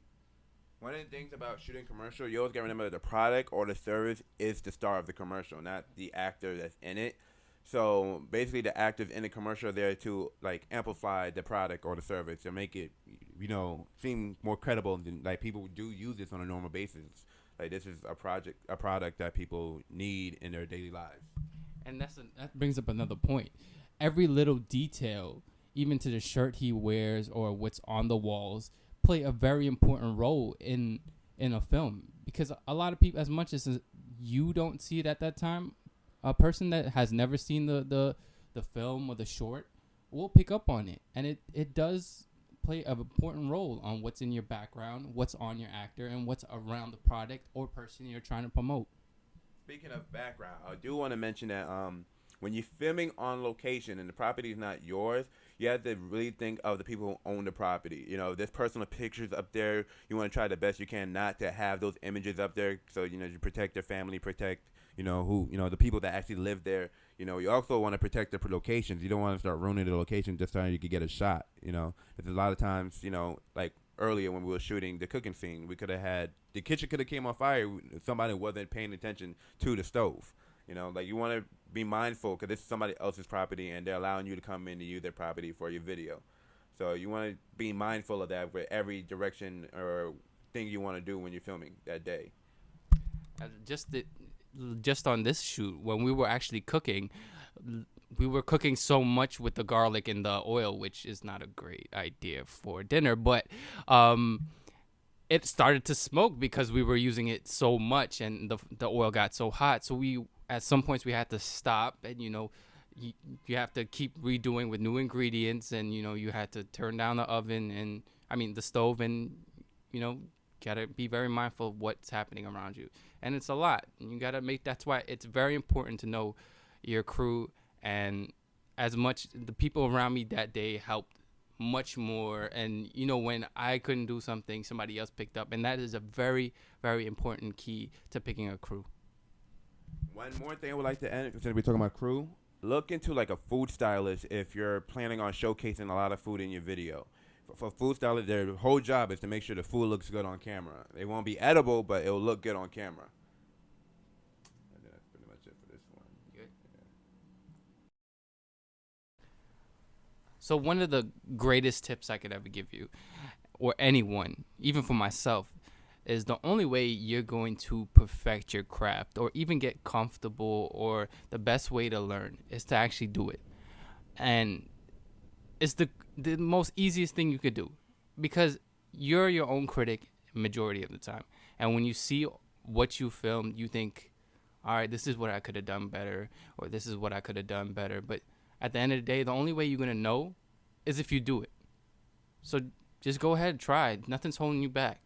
That's actually the actual real life film school right there. The real life film school is you grabbing the camera, grabbing your friends, and filming. And then, unlike regular film school, you're not testing your film or video in front of your classmates. You're showing it in front of the world. So, which is also a great thing. So the world, if they feel it, then you're on a good start. If they don't feel it, then you need to get better. But you're not going to get better by not doing it. And you don't have to wait and get a DSLR camera. You don't have to get the red camera. You go ahead and start with your cell phone. You can start with, a mini DV camera, old VHS camera. They still exist out there, and I'm sure they're pretty cheap. You just got to film, use what you have. When we shot this video, we had no budget. We bought the camera probably the summer before, and other than that expense, there was nothing else we bought. I don't think we bought, maybe the flowers, and that was it. And then everything else was just the expenses of, just running a business, getting the plastic bottle labels and all that stuff. But that's a whole nother story. But filming wise, there was nothing spent at all. Vinny had the location already. We just had to make sure we was all there at the same day, and that was pretty much it. The slider also, I think we got maybe a year before the camera itself. We were shooting like a fight scene test before with that one. And that's when we realized how to use the slider properly. We didn't know how to use the slider at all when we first got it. We was filming on random shots until, I guess I would consider this like maybe the most professional stuff we shot with the slider. And majority of the time, some of the best shots you ever shoot is the one that you didn't even want to shoot that day. Right. It's just on the fly. And I think sometimes you have this shot in your head, and you try it and you think like, man, I don't like how that came out. And then you try it this way, or somebody tells you try it this way, and then you do it and you don't even think it's good, and then you look in editing and you're just like, wow, that came out so perfect. Right, better than I expected. That happens a lot. That's why it's always best to get as much coverage as possible, because you never know which shot is going to work until you get to the editing room. Editing is like the last chance you get to make your video, because you can pick what works and what don't work. Sometimes the shot may last for a minute, sometimes it might last for a second, but that really comes to you at the end when you're editing. Real quick, I want to point out that I had to call Reggie behind camera in order to get the look of his alarm clock going off. Now, this is just a modern way of doing things, because usually millennials and most people these days with a cell phone use their cell phones to wake up. So we figured as long as we don't show that it's me calling, it could come off as his alarm going off.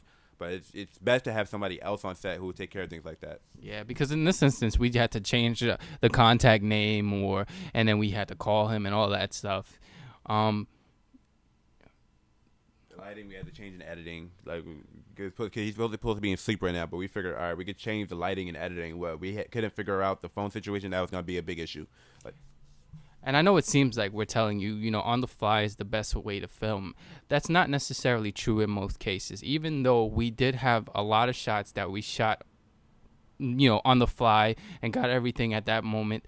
majority of the time we knew what we were shooting beforehand. We knew the location, we knew what we wanted to shoot, and I already knew what I wanted the shots to look like. So we're not also telling you to just go ahead and start shooting, but one of the things we're telling you to do is to have a format, have someone in your head, write it down, but then also to be able to be agile enough to just, all right, let me try this, let me try that, let me give it a different angle. And, it's good just to try go out the box. Because, look, you can always shoot too much. You can't go back and shoot. Right. You can't go back and shoot, especially if you don't have the location more than that day. That's why I always say get as much coverage as possible, because you never know what you're going to need in the editing room. I like to be, very organized when I shoot. Like, I have a set plan, I have shots planned, everything's dialogue and everything like that. But that doesn't stop me from improvising when I get there. It's more like a template. The script and the shots that are planned are templates. And then when we get there, we figure out, all right, what can we really work with our budget, or if we have no budget, with what we have with our time. Because time is probably the most thing you're going to spend during this whole thing. That's the most expensive thing when you have no budget, is your time. Because you have to use it so wisely, because you don't know when can you come back to do another take, whether what you're shooting right now is going to work or not. So you have to get as much coverage as possible. So we had decided to do a parody to the Marvel Captain America and the Netflix series. We wanted to do a gritty style of the Marvel series that we did not see, where there's cursing, where there's like dudes on the block who really don't care about any of those superhero status. And in the original script, it was supposed to be a girl getting robbed, and Captain America, who's now taken over by Falcon since Steve Rogers has stepped down, had come in back, and he's going back to the hood, and saving the hood basically. And the girl who was supposed to be the main lead, she didn't show, and a lot of guys who were supposed to be the dogs to rob her didn't show. And I was lucky enough that I was able to find 2 other people who was already outside and convinced them to come in and start filming. Basically, majority of people who was in this film I found outside and said, hey, you want to be this movie real quick? Like Josh, the main guy you see fighting right now, he was not playing, but you see he's doing the majority of the fight work and stunts. It wasn't a hard shoot, but we really had to sit there and plan the choreography, and I think that was the most important thing. Like, if everything the whole thing is you're making a set piece.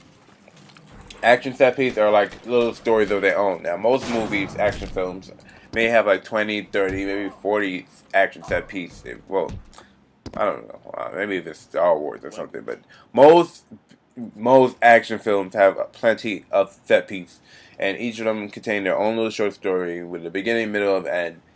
And we wanted to just focus on just creating one, so we could go ahead and could do a bigger action film where we could do, back-to-back set piece. And we were just figuring out, how does a set piece work? How do you tell a short story real quick with, dialogue and guns and action? And, we were figuring the whole thing out.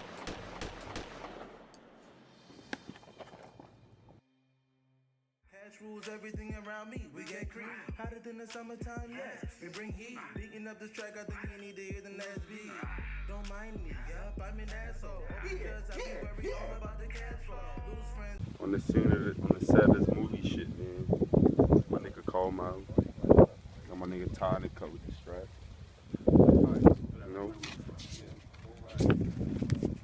It's a lot of that work. That's how it is. We behind the scenes right now. Captain America comes to the hood. Directed by my boy Colin. Make sure you don't catch this. Yeah. We out on Roswell, man. You see where we at. It's behind the scenes. I wanted to catch the shot off the upper head, but it's gonna look bad if I'm doing it like this. What are you about 5 better? Like you got. So just like before, we had no budget. We literally just had the Canon camera. It wasn't even the DSLR at the time. It was the Canon HD mini DV camera. My friend Justin, who played the cop in New York Shorty, he played Detective Banner. He already had bought the Captain America costume for Halloween. So he just brought that in. He's like, hey, I'm not using it anymore. Halloween's over. I had this fake money since 2006. I forgot. I don't know. I remember exactly who gave it to me. I've been using that since 2006, and it comes in handy. We had a crane, not a crane, I'm sorry, a Steadicam that we never used before. So that day was the first time we really tried to use the Steadicam really in the shot and try to use it properly. But it was definitely the wrong size, didn't have the right weights on it, but I made it work as best as I could. All right, let's trigger this. Yeah. And action. What's this? Fuck that kid, man. That's nothing. Move out of it, man. Hey, no gambling. Who the fuck are you? Man, fuck you, Captain America. Language. What the fuck? Fuck that. Alright, bet. Alright, cool. Let's do it one more time.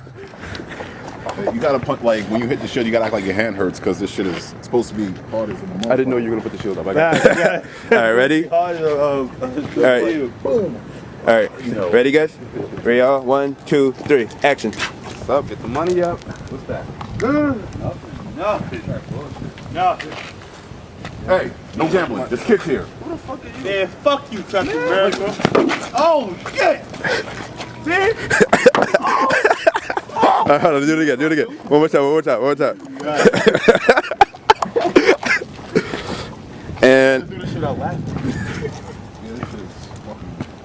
action. Hey, Greg. Hey, watch your face. Who roll next? Hey, no gambling. This kid's here. Fuck you. Who the fuck are you? Fuck you, Captain America. You want something? Hold on. Do that hit again, Josh. Let me get the hit again. Huh? Let me get Josh to do the hit again. Ready, Josh? Alright, action. Fuck that.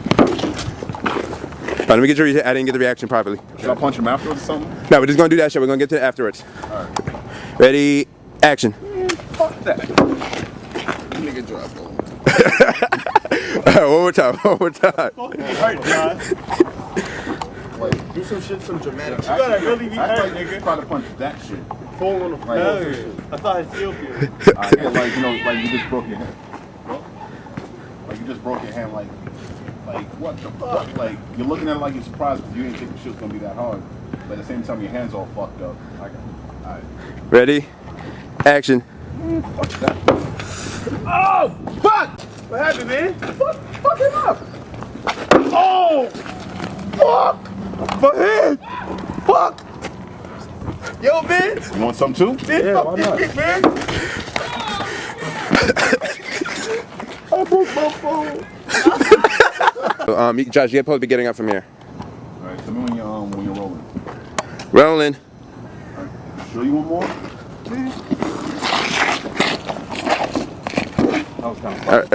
One more time. It's okay. Alright, you guys gotta be what? Ready? Action. One more?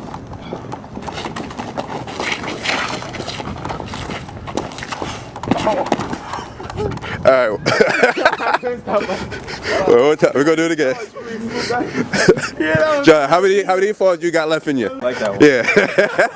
That was Alright, John, let me get you from when you're getting off the ground. I gotta go for my hook. I gotta go with some push. Ready, action. You sure you want more?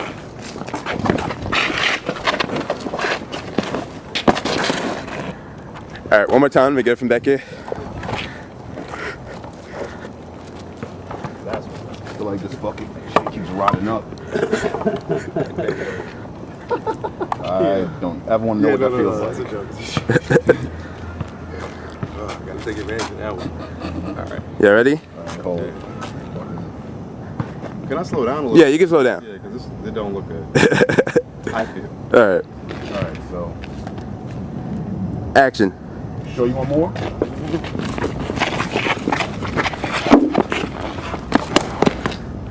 Alright. You don't have to do the jump no more, but I do need to get the punch. I gotta get the punch properly. So let's just do it from when you're doing the uppercut. Yeah. Okay. I just need to get come over here. I just need the angle. No, you. Josh, right. Alright, let me see the punch. Hold on. Alright, put your hand back. Do it again, Josh. Ready? Yeah. One more time. Damn, hold on. I gotta get the right angle so this shit don't look fake. Should I cross over more? Hold on, I think I just need to zoom in a little. Hold on, let me try to do something with the camera. You should just drill tap me a little bit. You wouldn't mind. Alright, let me see you right now, Justin. Do it. Alright, cool, that worked. Alright. So let's do that one more time, just a little faster. Action. All right, hold up. One more time. Am I stepping that shit? Yes, I am. All right. Cool. All right.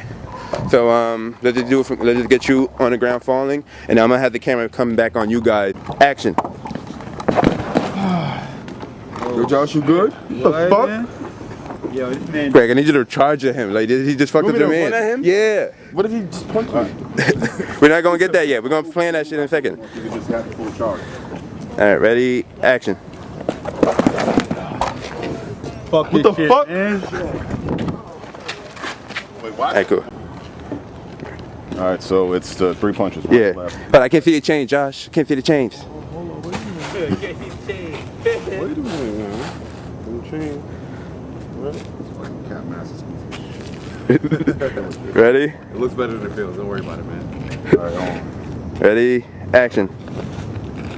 Oh, I'm sorry. Yeah, it's okay. I was just trying to. Get back to the present. It's okay. Yeah. Okay. You know, you showed us a good idea. Yeah.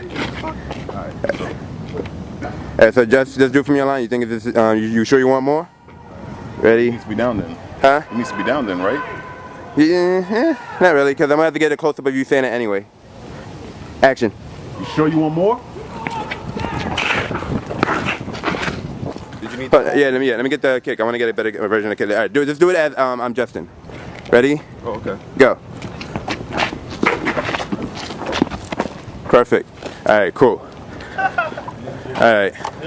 Once we know that we had an audience watching, I decided to bring the kids in.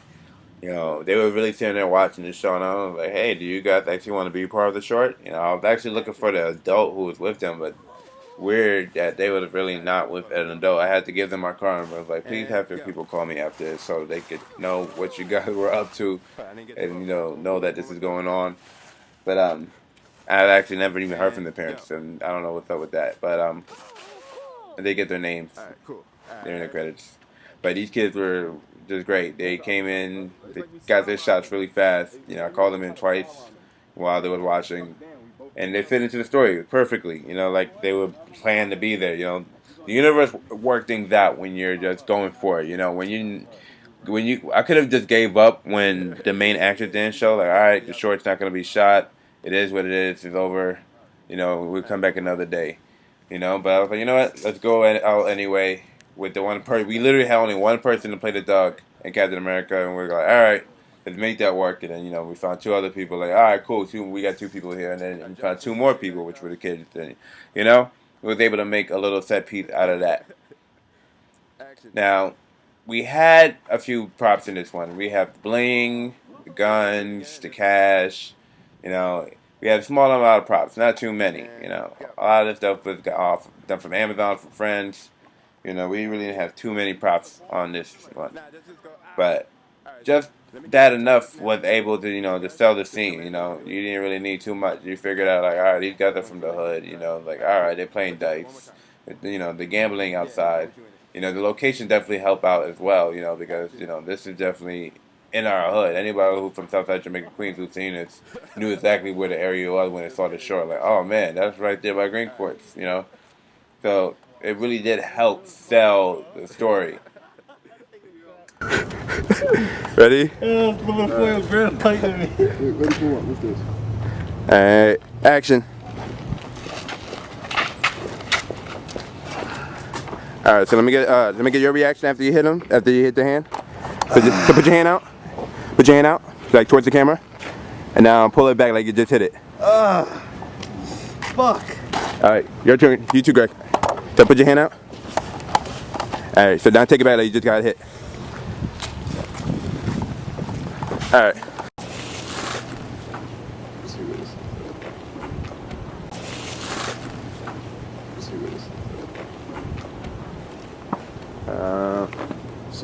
Alright, so Josh, you're gonna be the one to do that. Let me see how you're gonna do it. Ready, go, and you're going up and. Alright, let me do it again.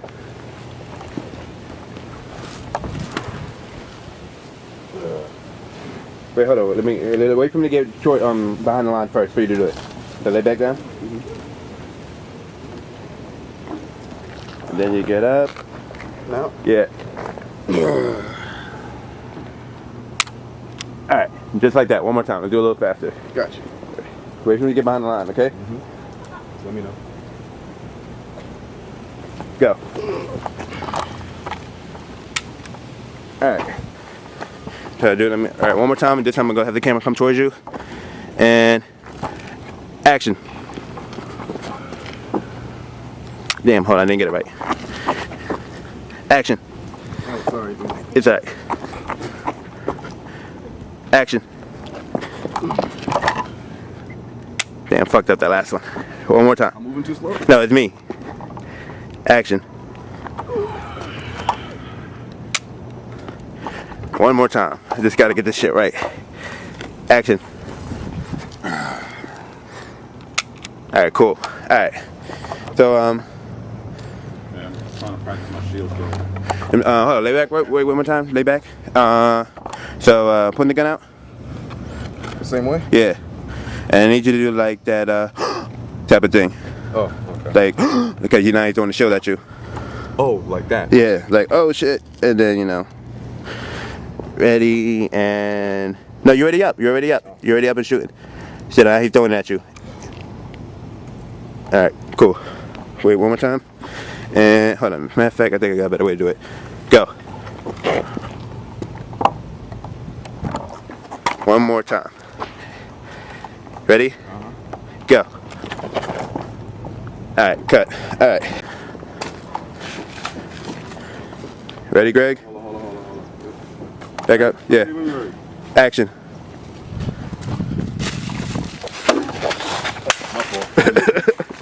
Oh shit. Wow. Gun throw? Yep. Can you put it back? Action. Hey kids, don't be like those guys. Stay in school or else you end up like them. Watch out, kids. Alright, let's do it one more time.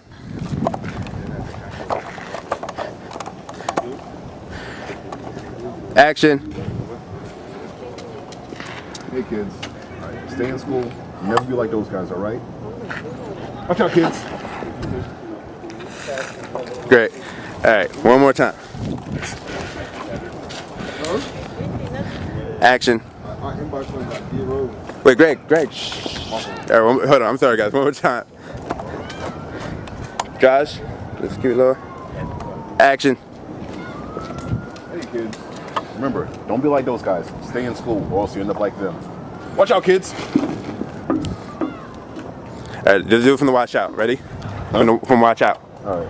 Action. Watch out, kids. I'm doing coming to you guys. And I'm gonna do it coming towards you now. From that last line. Ready? Action. Watch out, kids. Alright. Let me get you one more time. From the watch out. Ready? Go. Wait, hold on. Greg is in the shot. Oh shit. Josh, I need you down there. Greg, I need you on the floor.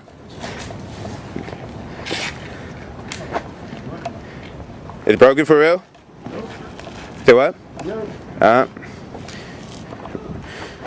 Ready? Yeah.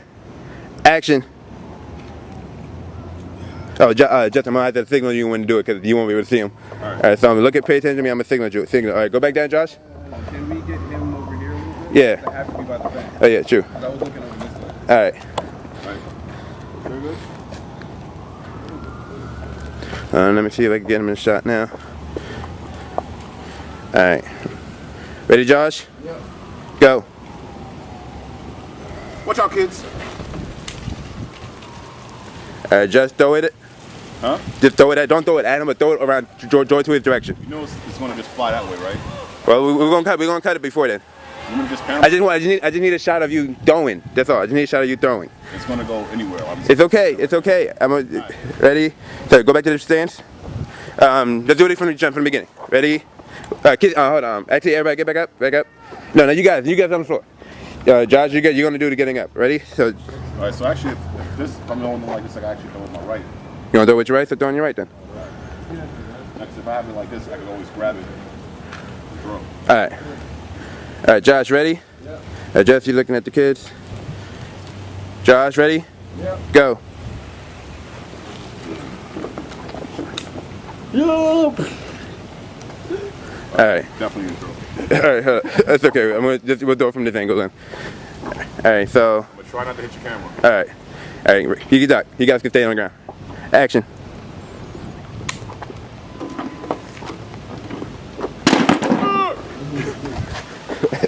Did it hit you, Greg? Yeah.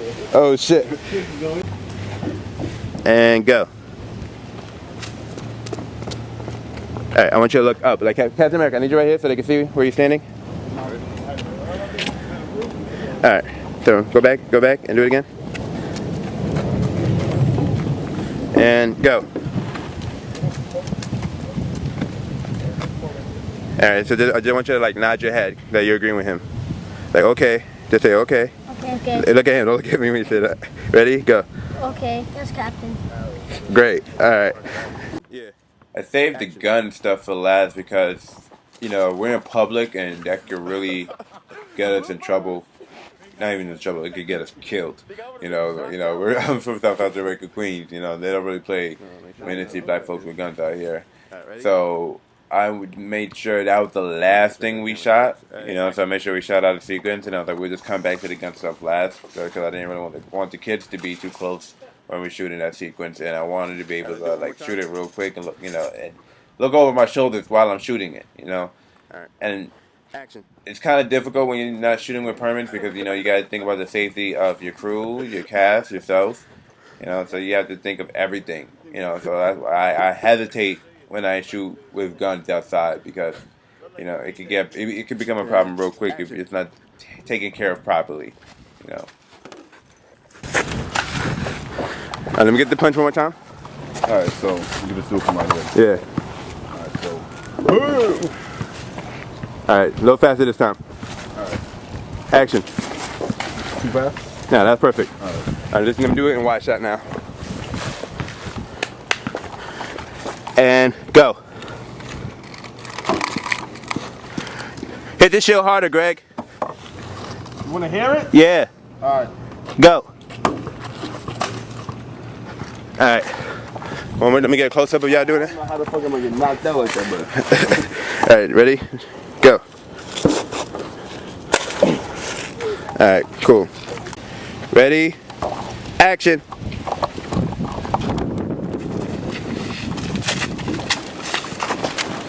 All right, let's do it from when you get the gun. I think that was weak as shit. This was it.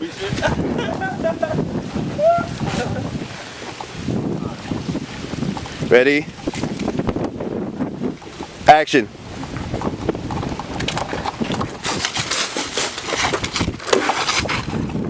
Oh yeah, I gotta do that. All right, do it from when you grab the gun. Yeah. Feel me? My fucking elbow. Ready? Go. Alright, come on, Cap. You wasn't even ready.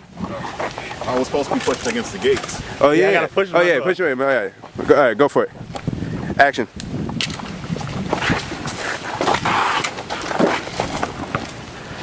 Actually, we better off a punch than the shield hit. All right, so yeah, do it with a punch, and then after you get back up, he's gonna keep trying to hit you with the shield.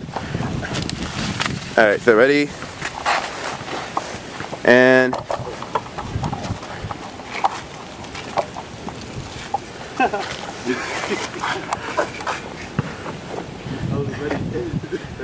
Action.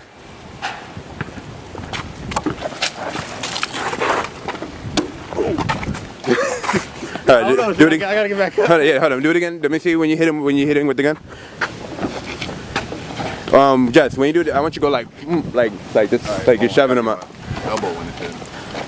All right, so ready? Go. All right, let's do it.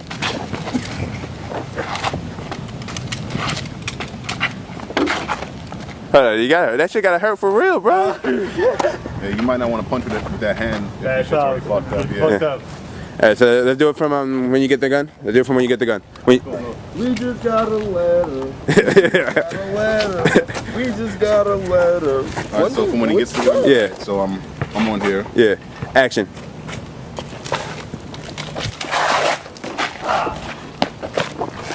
Are you sure you want to do that to yourself?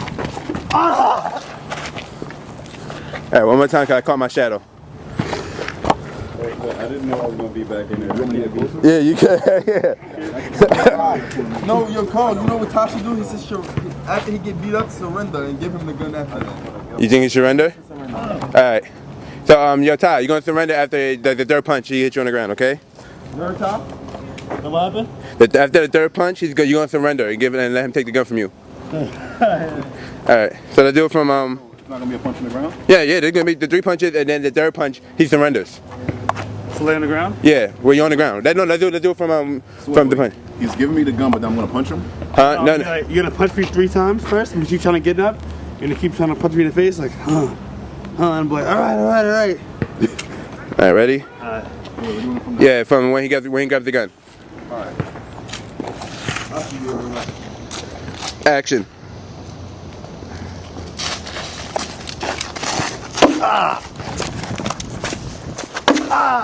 Don't do it to yourself, son.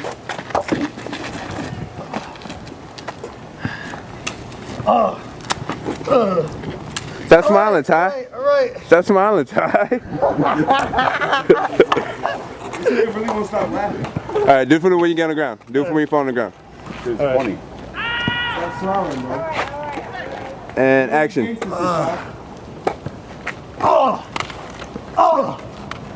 All right, Captain America. Fuck you. Take the gun, man. Oh. Language. All right, cool. Pick him up.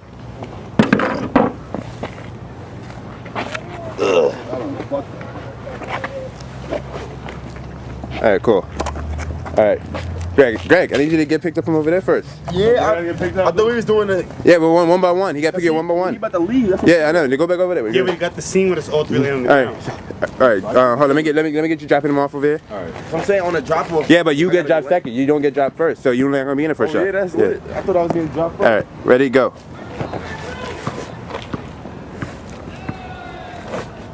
All right, cool. All right, go for it. Yeah. All right.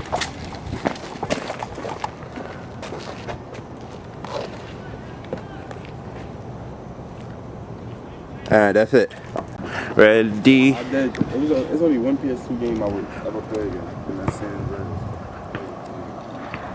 I'll try one more time. Oh shit. I'll hold that. Thank I you. would play Crash Bandicoot. Wait, which one? Anyone. Ready? Go.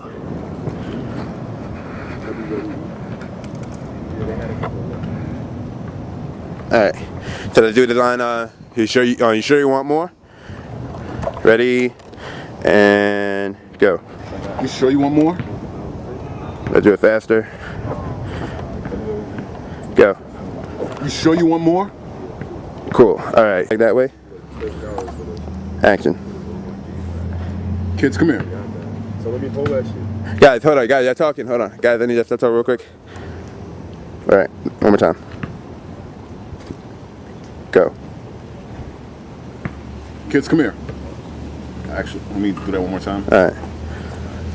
Ready? Ready. Kids, come here. All right. Cool. All right. So walk up to the frame. Come walk back out, and then walk in the frame. I'm trying to see what I said before. Stay in school. Don't gamble. Hey, kids, Don't be like them. all right. And action. Hey, kids. Remember to stay in school and don't ever gamble, or else you end up like them. Watch out, kids. All right. Cool. All right. Now, when we shot this wasn't planned for New York Shorties. This was originally actually a scene out of a film I was writing called Escape, which is now in novella online right now that you get at Amazon. But what do you call it? I wanted to practice shooting my action set pieces. So randomly one evening I decided, while I was sitting there with the people I was with, I was like, hey, let's just go in the staircase and shoot the sequence. And that's exactly what we did, So I was really going for this, real shootout, gunplay back and forth, cat and mouse type of thing, some type of Angelina Jolie, You know, Brad Pitt, Mr. and Mrs. Smith action set piece. You know, and yeah, we have no budget, we have no location. You know, we shot this in my building. You know, we did scare a few neighbors. I'm not gonna say we didn't, because we definitely did. You know, but we got lucky enough to call the cops on us, so we were able to shoot this in and out. You know, and it was really fast and it was really fun. You know, action set pieces are supposed to be fun. You know, and it's supposed to be like suspenseful. You know, and nobody wanted to die, so it was like they all just were just going like, all right, let's do this. I got you, no, I got you. You know.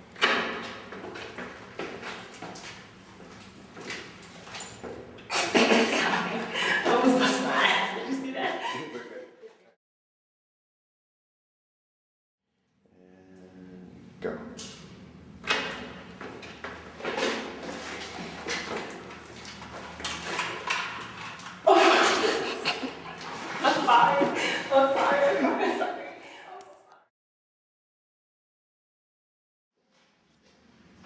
Action.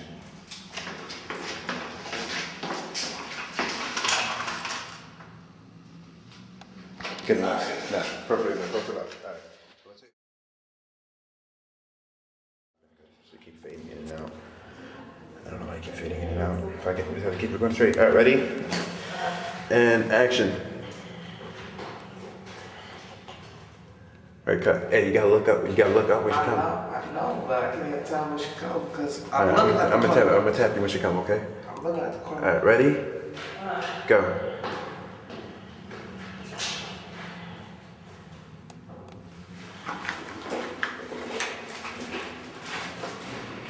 All right, cut. All right. So this time, so you're gonna get your gun ready.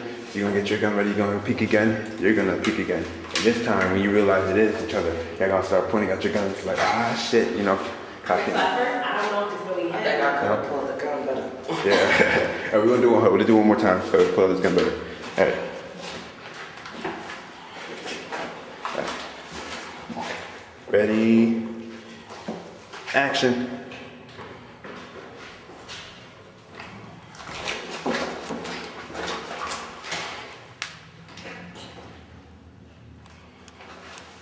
All right, now I want you to pull out your gun and come out to me. Like you're just gonna come around the corner with your gun out, and then he's gonna do the same thing, and then y'all gonna start firing each other. All right, so first you're gonna come down. You gotta come down. You're gonna pull out your gun. He's gonna peep out the corner, and you're gonna fire one. Like, hey, what you doing? You know, like as soon as he pops his head, you fire. Yeah. I'm gonna turn around. And then he's not gonna be there. And then when he do pop out, that's when you shoot. Okay. Okay, good. We do a test run, ready, and go. Boom, like that, okay.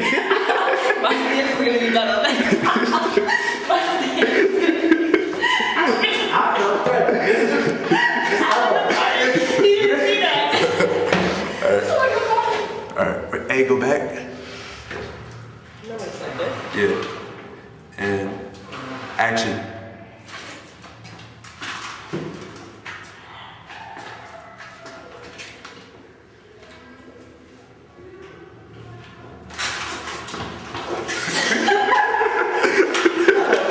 Okay. Hey, we're gonna do it again. Do it just like how y'all just did it. Exactly how y'all just did it. Ready? Alright. Do it exactly how you just did it. Do it again? Yeah, just like that. Alright, ready, A? Alright, go.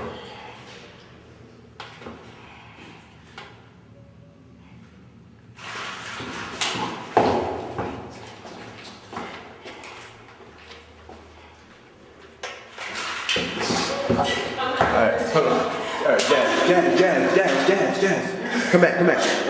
Alright, Jazz, stay like that and start firing, okay?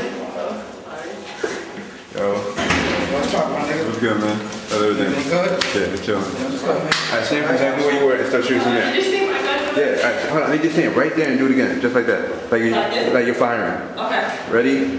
And go. Oh wait, stay there and do that? No, that was good. Alright, so I need you to fire and jump back. Aw, man. Hold on, get You're lying. Ready? Action.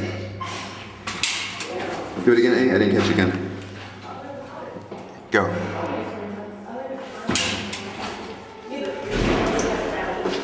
Ready? Go. But I'm not getting the gun. I gotta get the other one first. Hold on. I'll switch my legs. Alright, go ahead.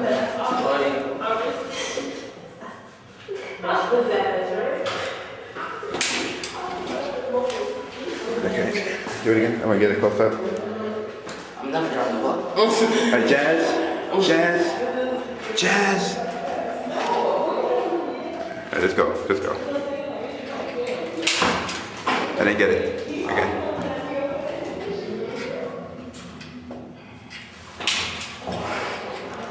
Alright. Alright. We're gonna switch locations now. I'm gonna tell you. Action. Okay. Oh my god.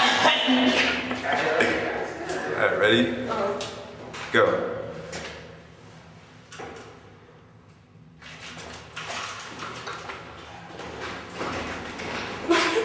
No, that's what you're supposed to do. You put the people who go. I thought he was chasing you. No, he's gonna run that way. You're gonna cut him off. I thought that's how I could be.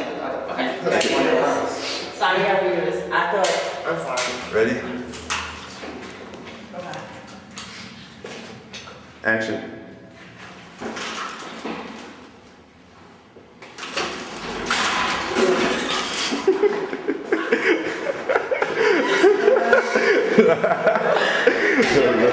It's okay.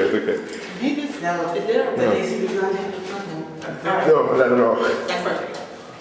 You're with that. Okay, so. Got it?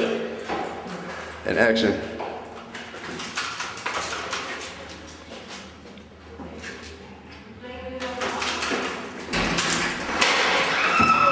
Oh, sorry. I did. Hold on.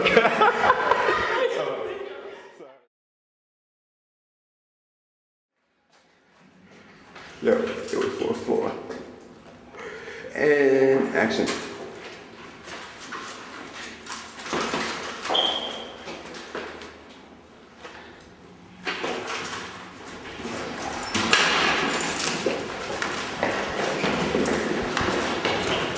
Okay. Okay. All right, that was good. That was perfect. That was perfect. Yeah, you didn't like it. And hey, when you keep her coming out, you're gonna go in there, okay? Ready? Wait, and action. Wait, when I say action, wait 3 seconds. Action.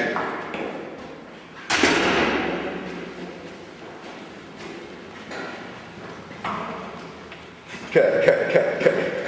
You got somebody has to come to the center. Alright, when I say action, wait 3 seconds to come out. Wait, 3? 3 seconds. Try to listen. Alright, I think the gun's going to Honestly, I don't doubt. That was really bad. I'm sorry. It's fine. I got you. when you hit the gun, it's going to No, I don't understand. I'm talking about like, I heard you. Come on, battery's dying. Ready?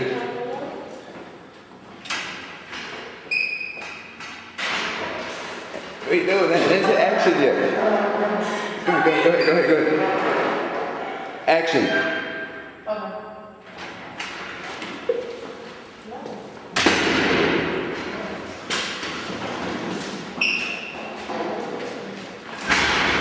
Okay, cut. Alright, Jazz, let me get you coming out again. Like that. ran up too quick. Alright, let me get. Hold on. Alright, let me get you coming out again. Did I come out too quick? Come on, do that. Get closer. That was perfect. Alright, so come out and go towards here. They're gonna hide behind this. So walk over there. You're like, no, don't. This ain't what you're doing. But you're trying to. Action.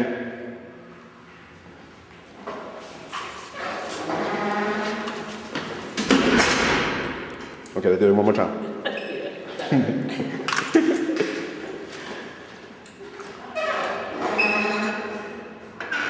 Action.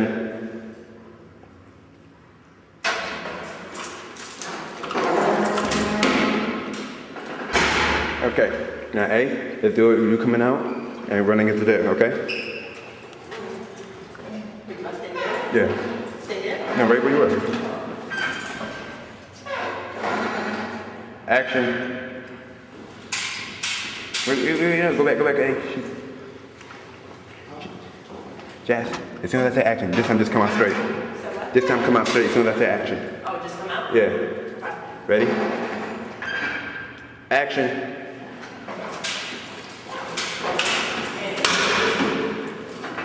Hey, move faster. All right, come on, do it again, one more time.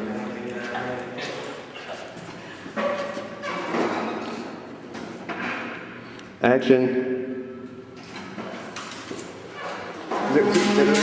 Too slow, faster.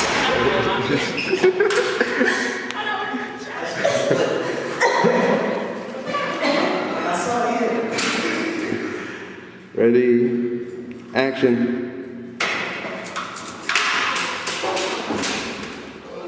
Perfect. That's what I'm talking about. All right, ready? We're gonna do the same thing again, ready? You have to go in, but just move, just from the side to side. Ready, action.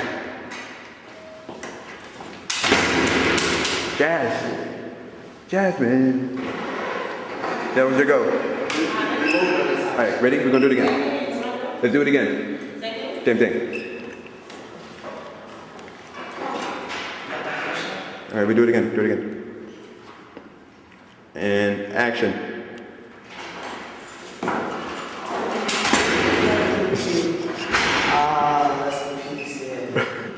One more time. It was him. One more time. Ready? Come on. I'm sorry. I ain't peeing this shit. It's not my fault. Action.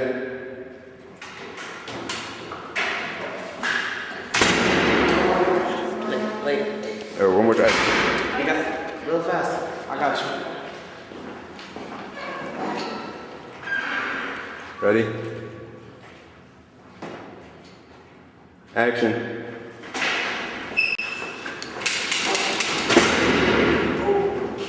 That's good. No, don't worry about it. Good, we're good. You okay? Yeah, I'm good. Okay, all right. So now I'm gonna need you to come in, and you're gonna be like poof, poof, poof, poof, poof, poof, poof. Yeah, walking towards him. And you're gonna be like behind the wall, like no. You're gonna So when I from here, where do I do? You're going down, going poof, poof, poof. Yeah. Right. From over here. I'm gonna follow from behind you. You're gonna be in the corner. You're gonna go back. You're in the corner. Wait, do I go over there or I'm going over You're going over there. I'm going straight? Yeah. Okay. And action.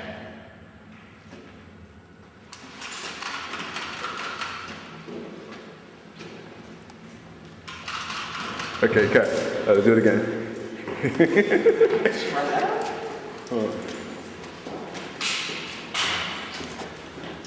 Ready? Go.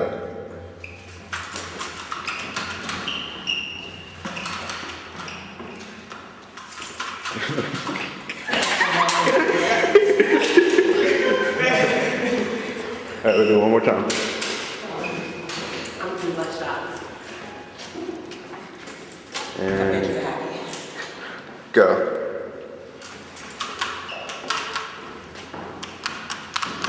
Okay. All right, so hey, let me get you down here. Hey, let me get you sit down here.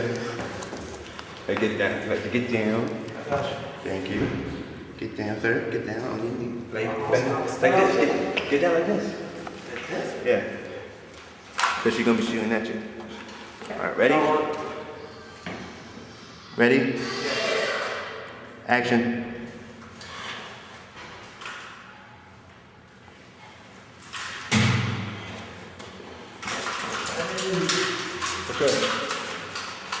Okay, so now let's do one shot. I'm gonna do.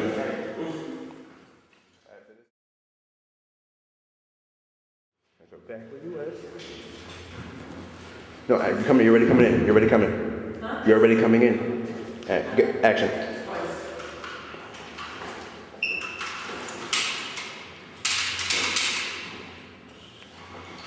Let me do it again. Action.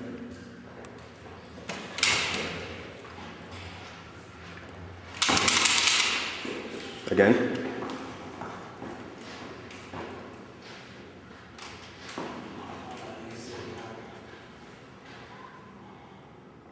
Action.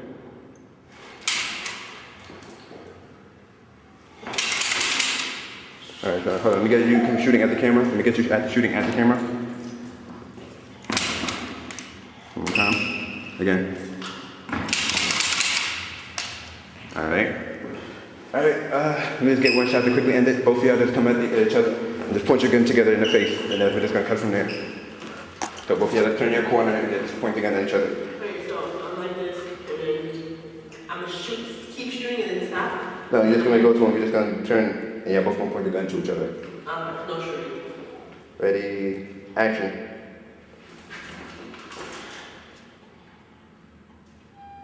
Okay. All right. That's it. Thank you guys. I love you guys so much.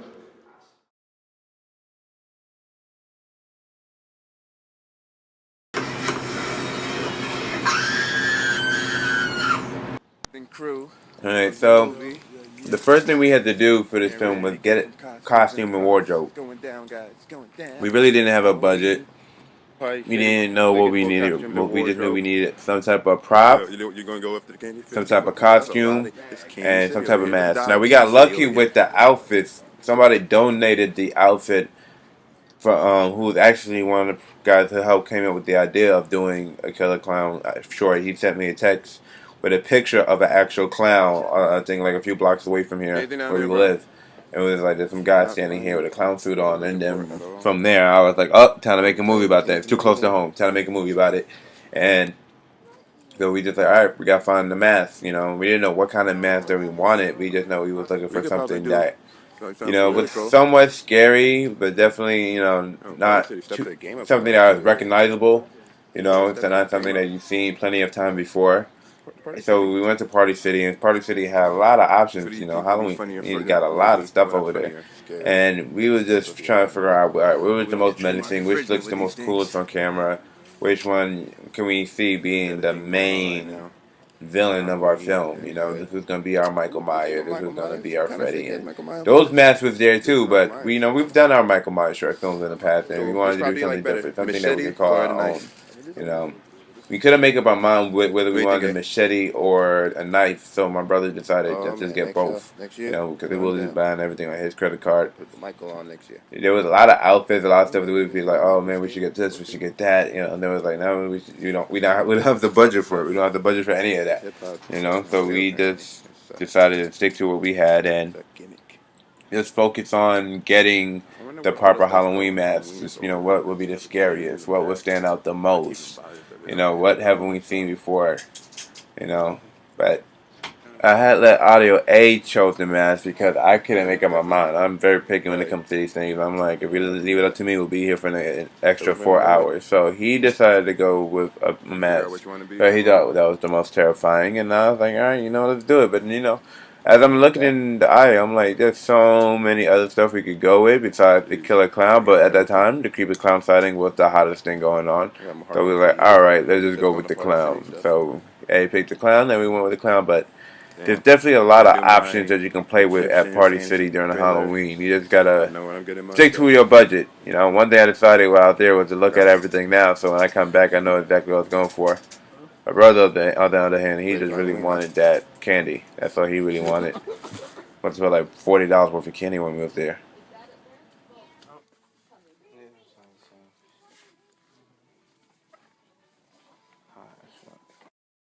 Maybe the next movie. If we do a chainsaw, we're doing a real chainsaw. Why would we have to be a real chainsaw? It's gonna be a fun movie though. Man, keep out them alive, man. So when we got back, one of the first things we did was, you know, test the costume out on camera, try to figure out, you know, what would look the most terrifying, you know, how menacing could this clown look, you know, whether we should add extra makeup. A ended up actually putting more makeup on the clown because he didn't feel like it was terrifying enough. You know, he wanted to put more face paint around it. And the thing is, the face paint wore off really, really fast. So a lot of the stuff that he did to the mask, didn't show up except for this one specific scene. We got this done in one take. We wasn't planning on it, but she was in the house, and I was like, "Hey, you want to shoot a horror movie?" And that's how she got in there. That's the only thing we shot that day, and then the next day we went to Jamaica Avenue to shoot the rest. And originally we were going to shoot a whole full 90-minute film in this one location, but a lot of people did not show, and a lot of people did not follow through or follow suit. So as always, we just continued improvising and started figuring things out. Yeah, my whole thing was, we wanted the found footage vibe, Blair Witch Project, Paranormal Activity, Cloverfield. So my whole thing was getting everything done in one take. Now, I didn't want any cuts in between, so knowing that, I, wanted to take my time as I was walking through each area.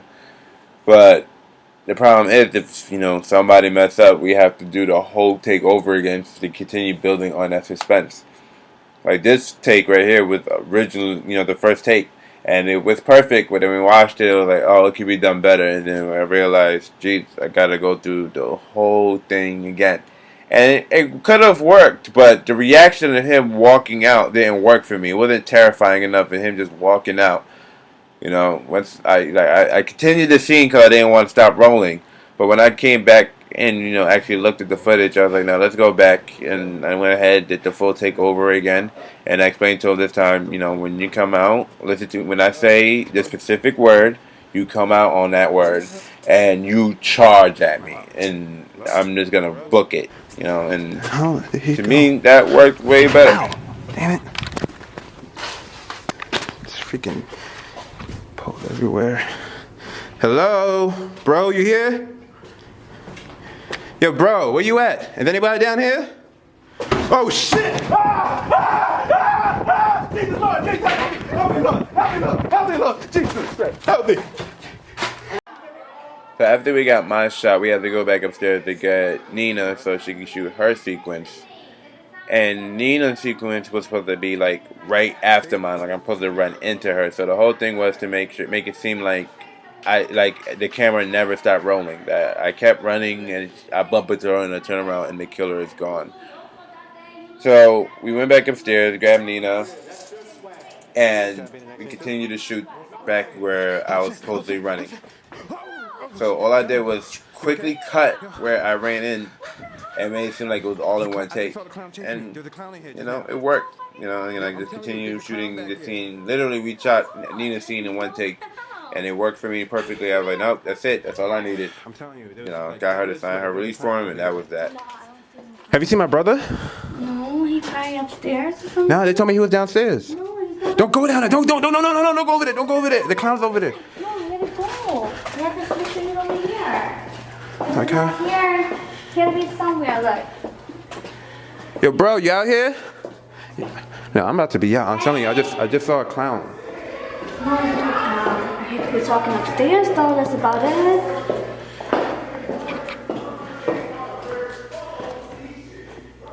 Careful. Is anybody here? Hello? Hello? Oh shit!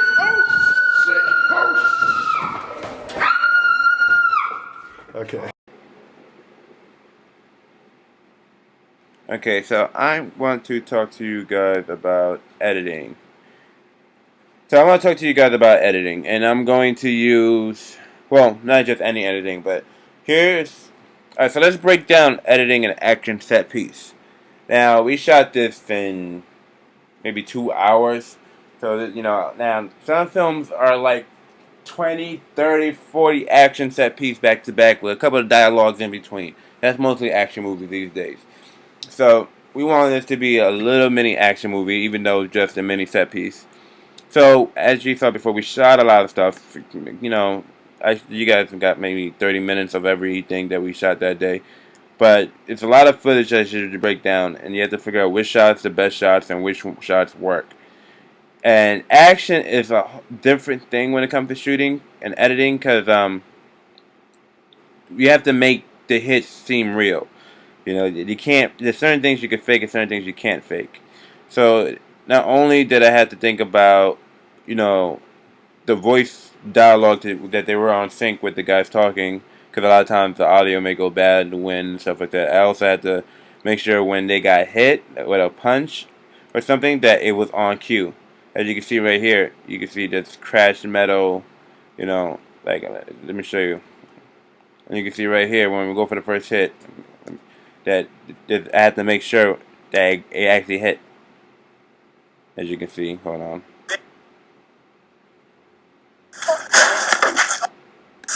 I'm sorry, I was trying to cut out curses. But,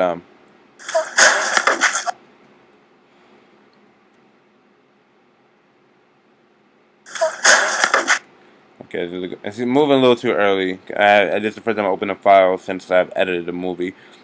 But, as you can see, because it's not on the right time, it comes off weird. See? It's coming up early. So things like that, I had to make sure it was on cue. I had to make sure the sound effects were on cue, the music was on cue. One thing I've learned is cutting frames in between the hits to make the hits look a little more violent. You know, it make them look a little faster.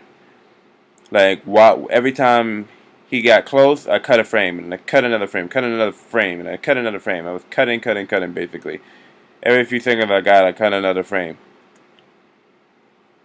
You know, I've learned, you know, from watching John Woo films, Quentin Tarantino, Robert Rodriguez, you know, even in Spike Lee films and Kevin Smith films, you know, they're very low, but their very early films were low budget. So if you know, it made me focus on what can I shoot. And El Marachi is probably the best, you know, example of shooting a low budget action film. Because you can see that you can do very little with everything if you just know where to place your camera.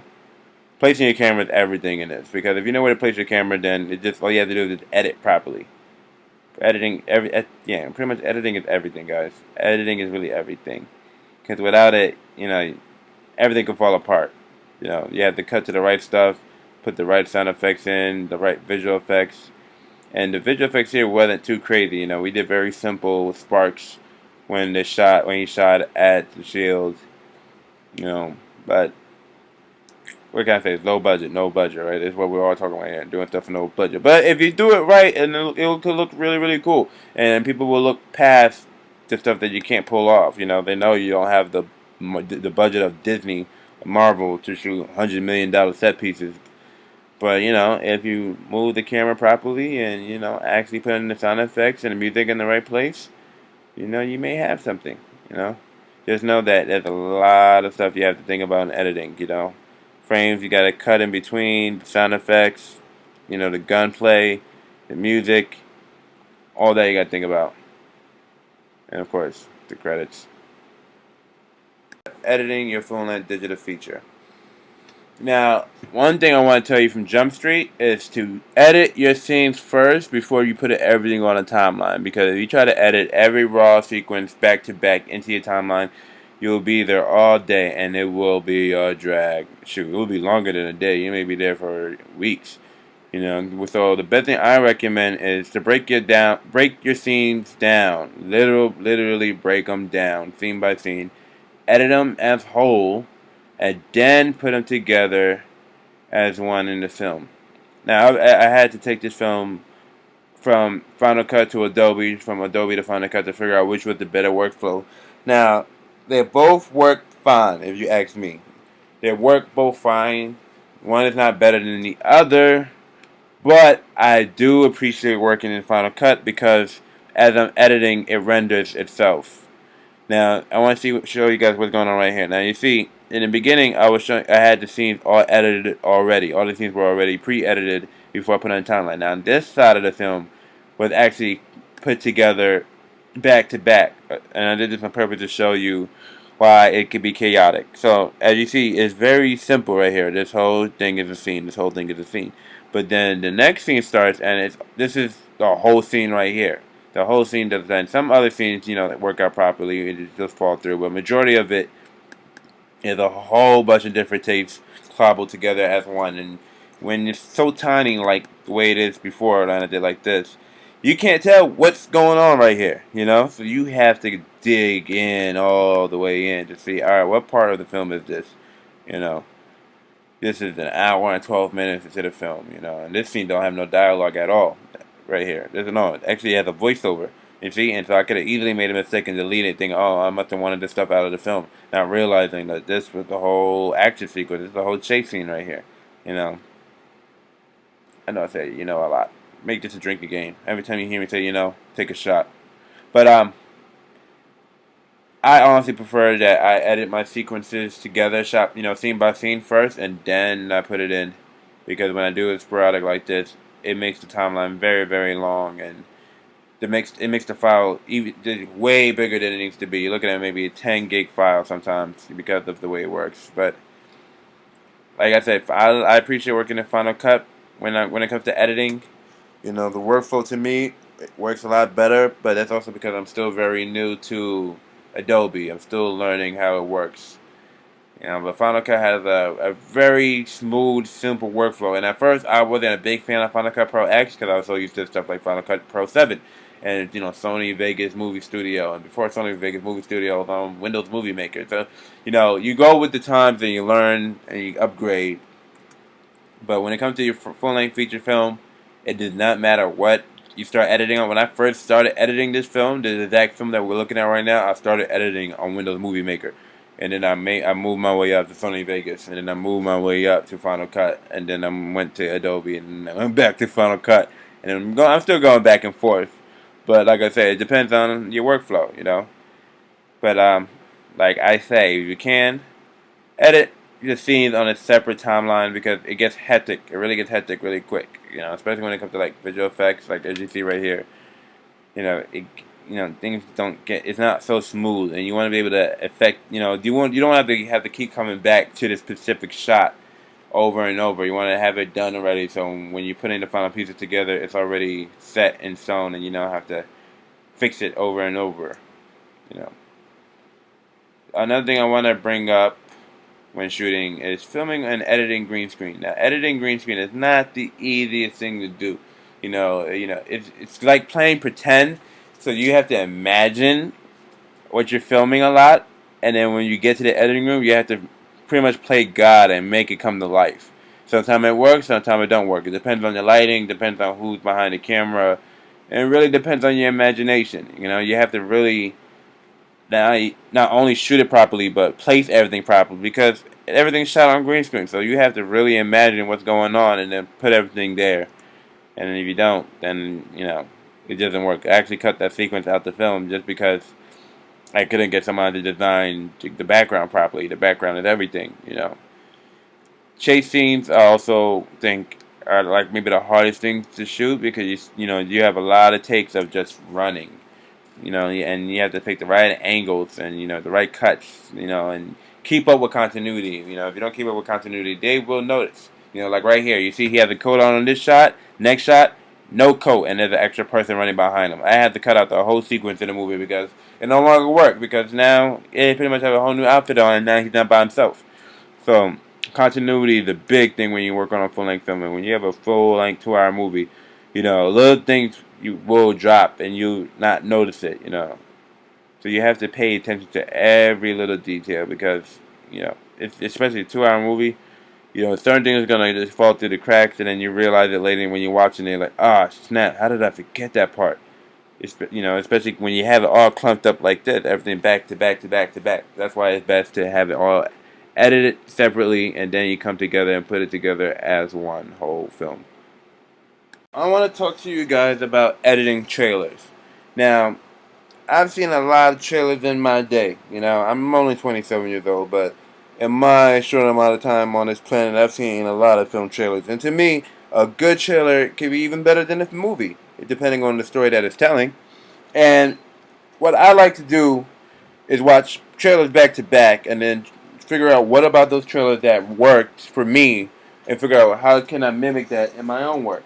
For instance, with New York Shorties, you know, I pretty much looked at trailers like Suicide Squad.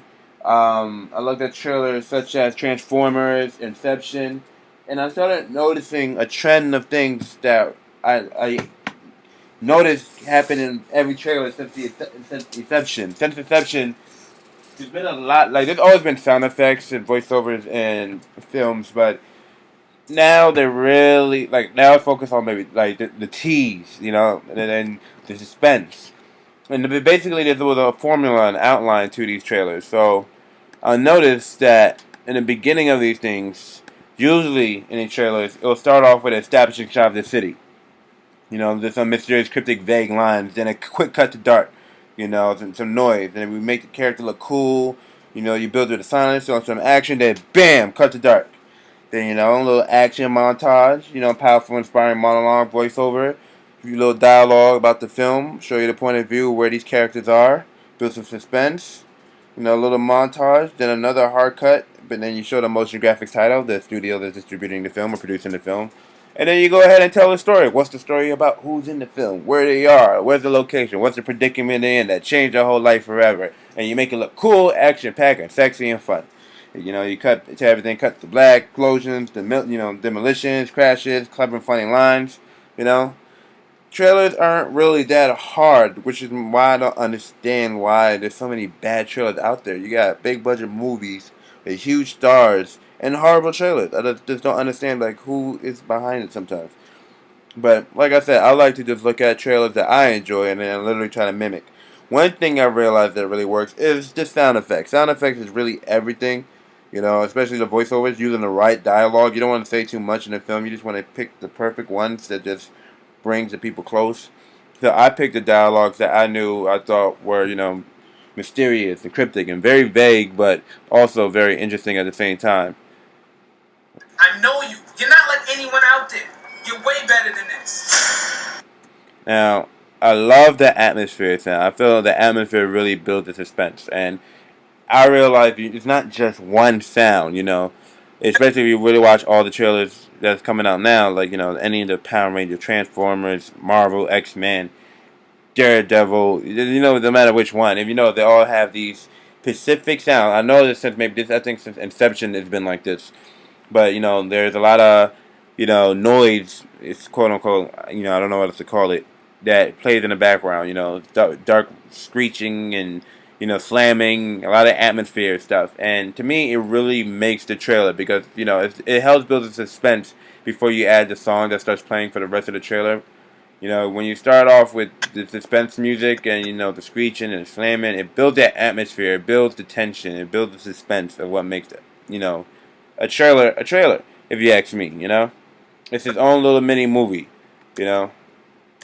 But I say make sure when you're making the trailer, you look at your footage, you know, you try to get as much sound effects as you can. I got these online for free. You know, you try to find the sound effects that you need, the drum kits, the sound kits, and you mimic your favorite trailer and make your trailer look like how they did it.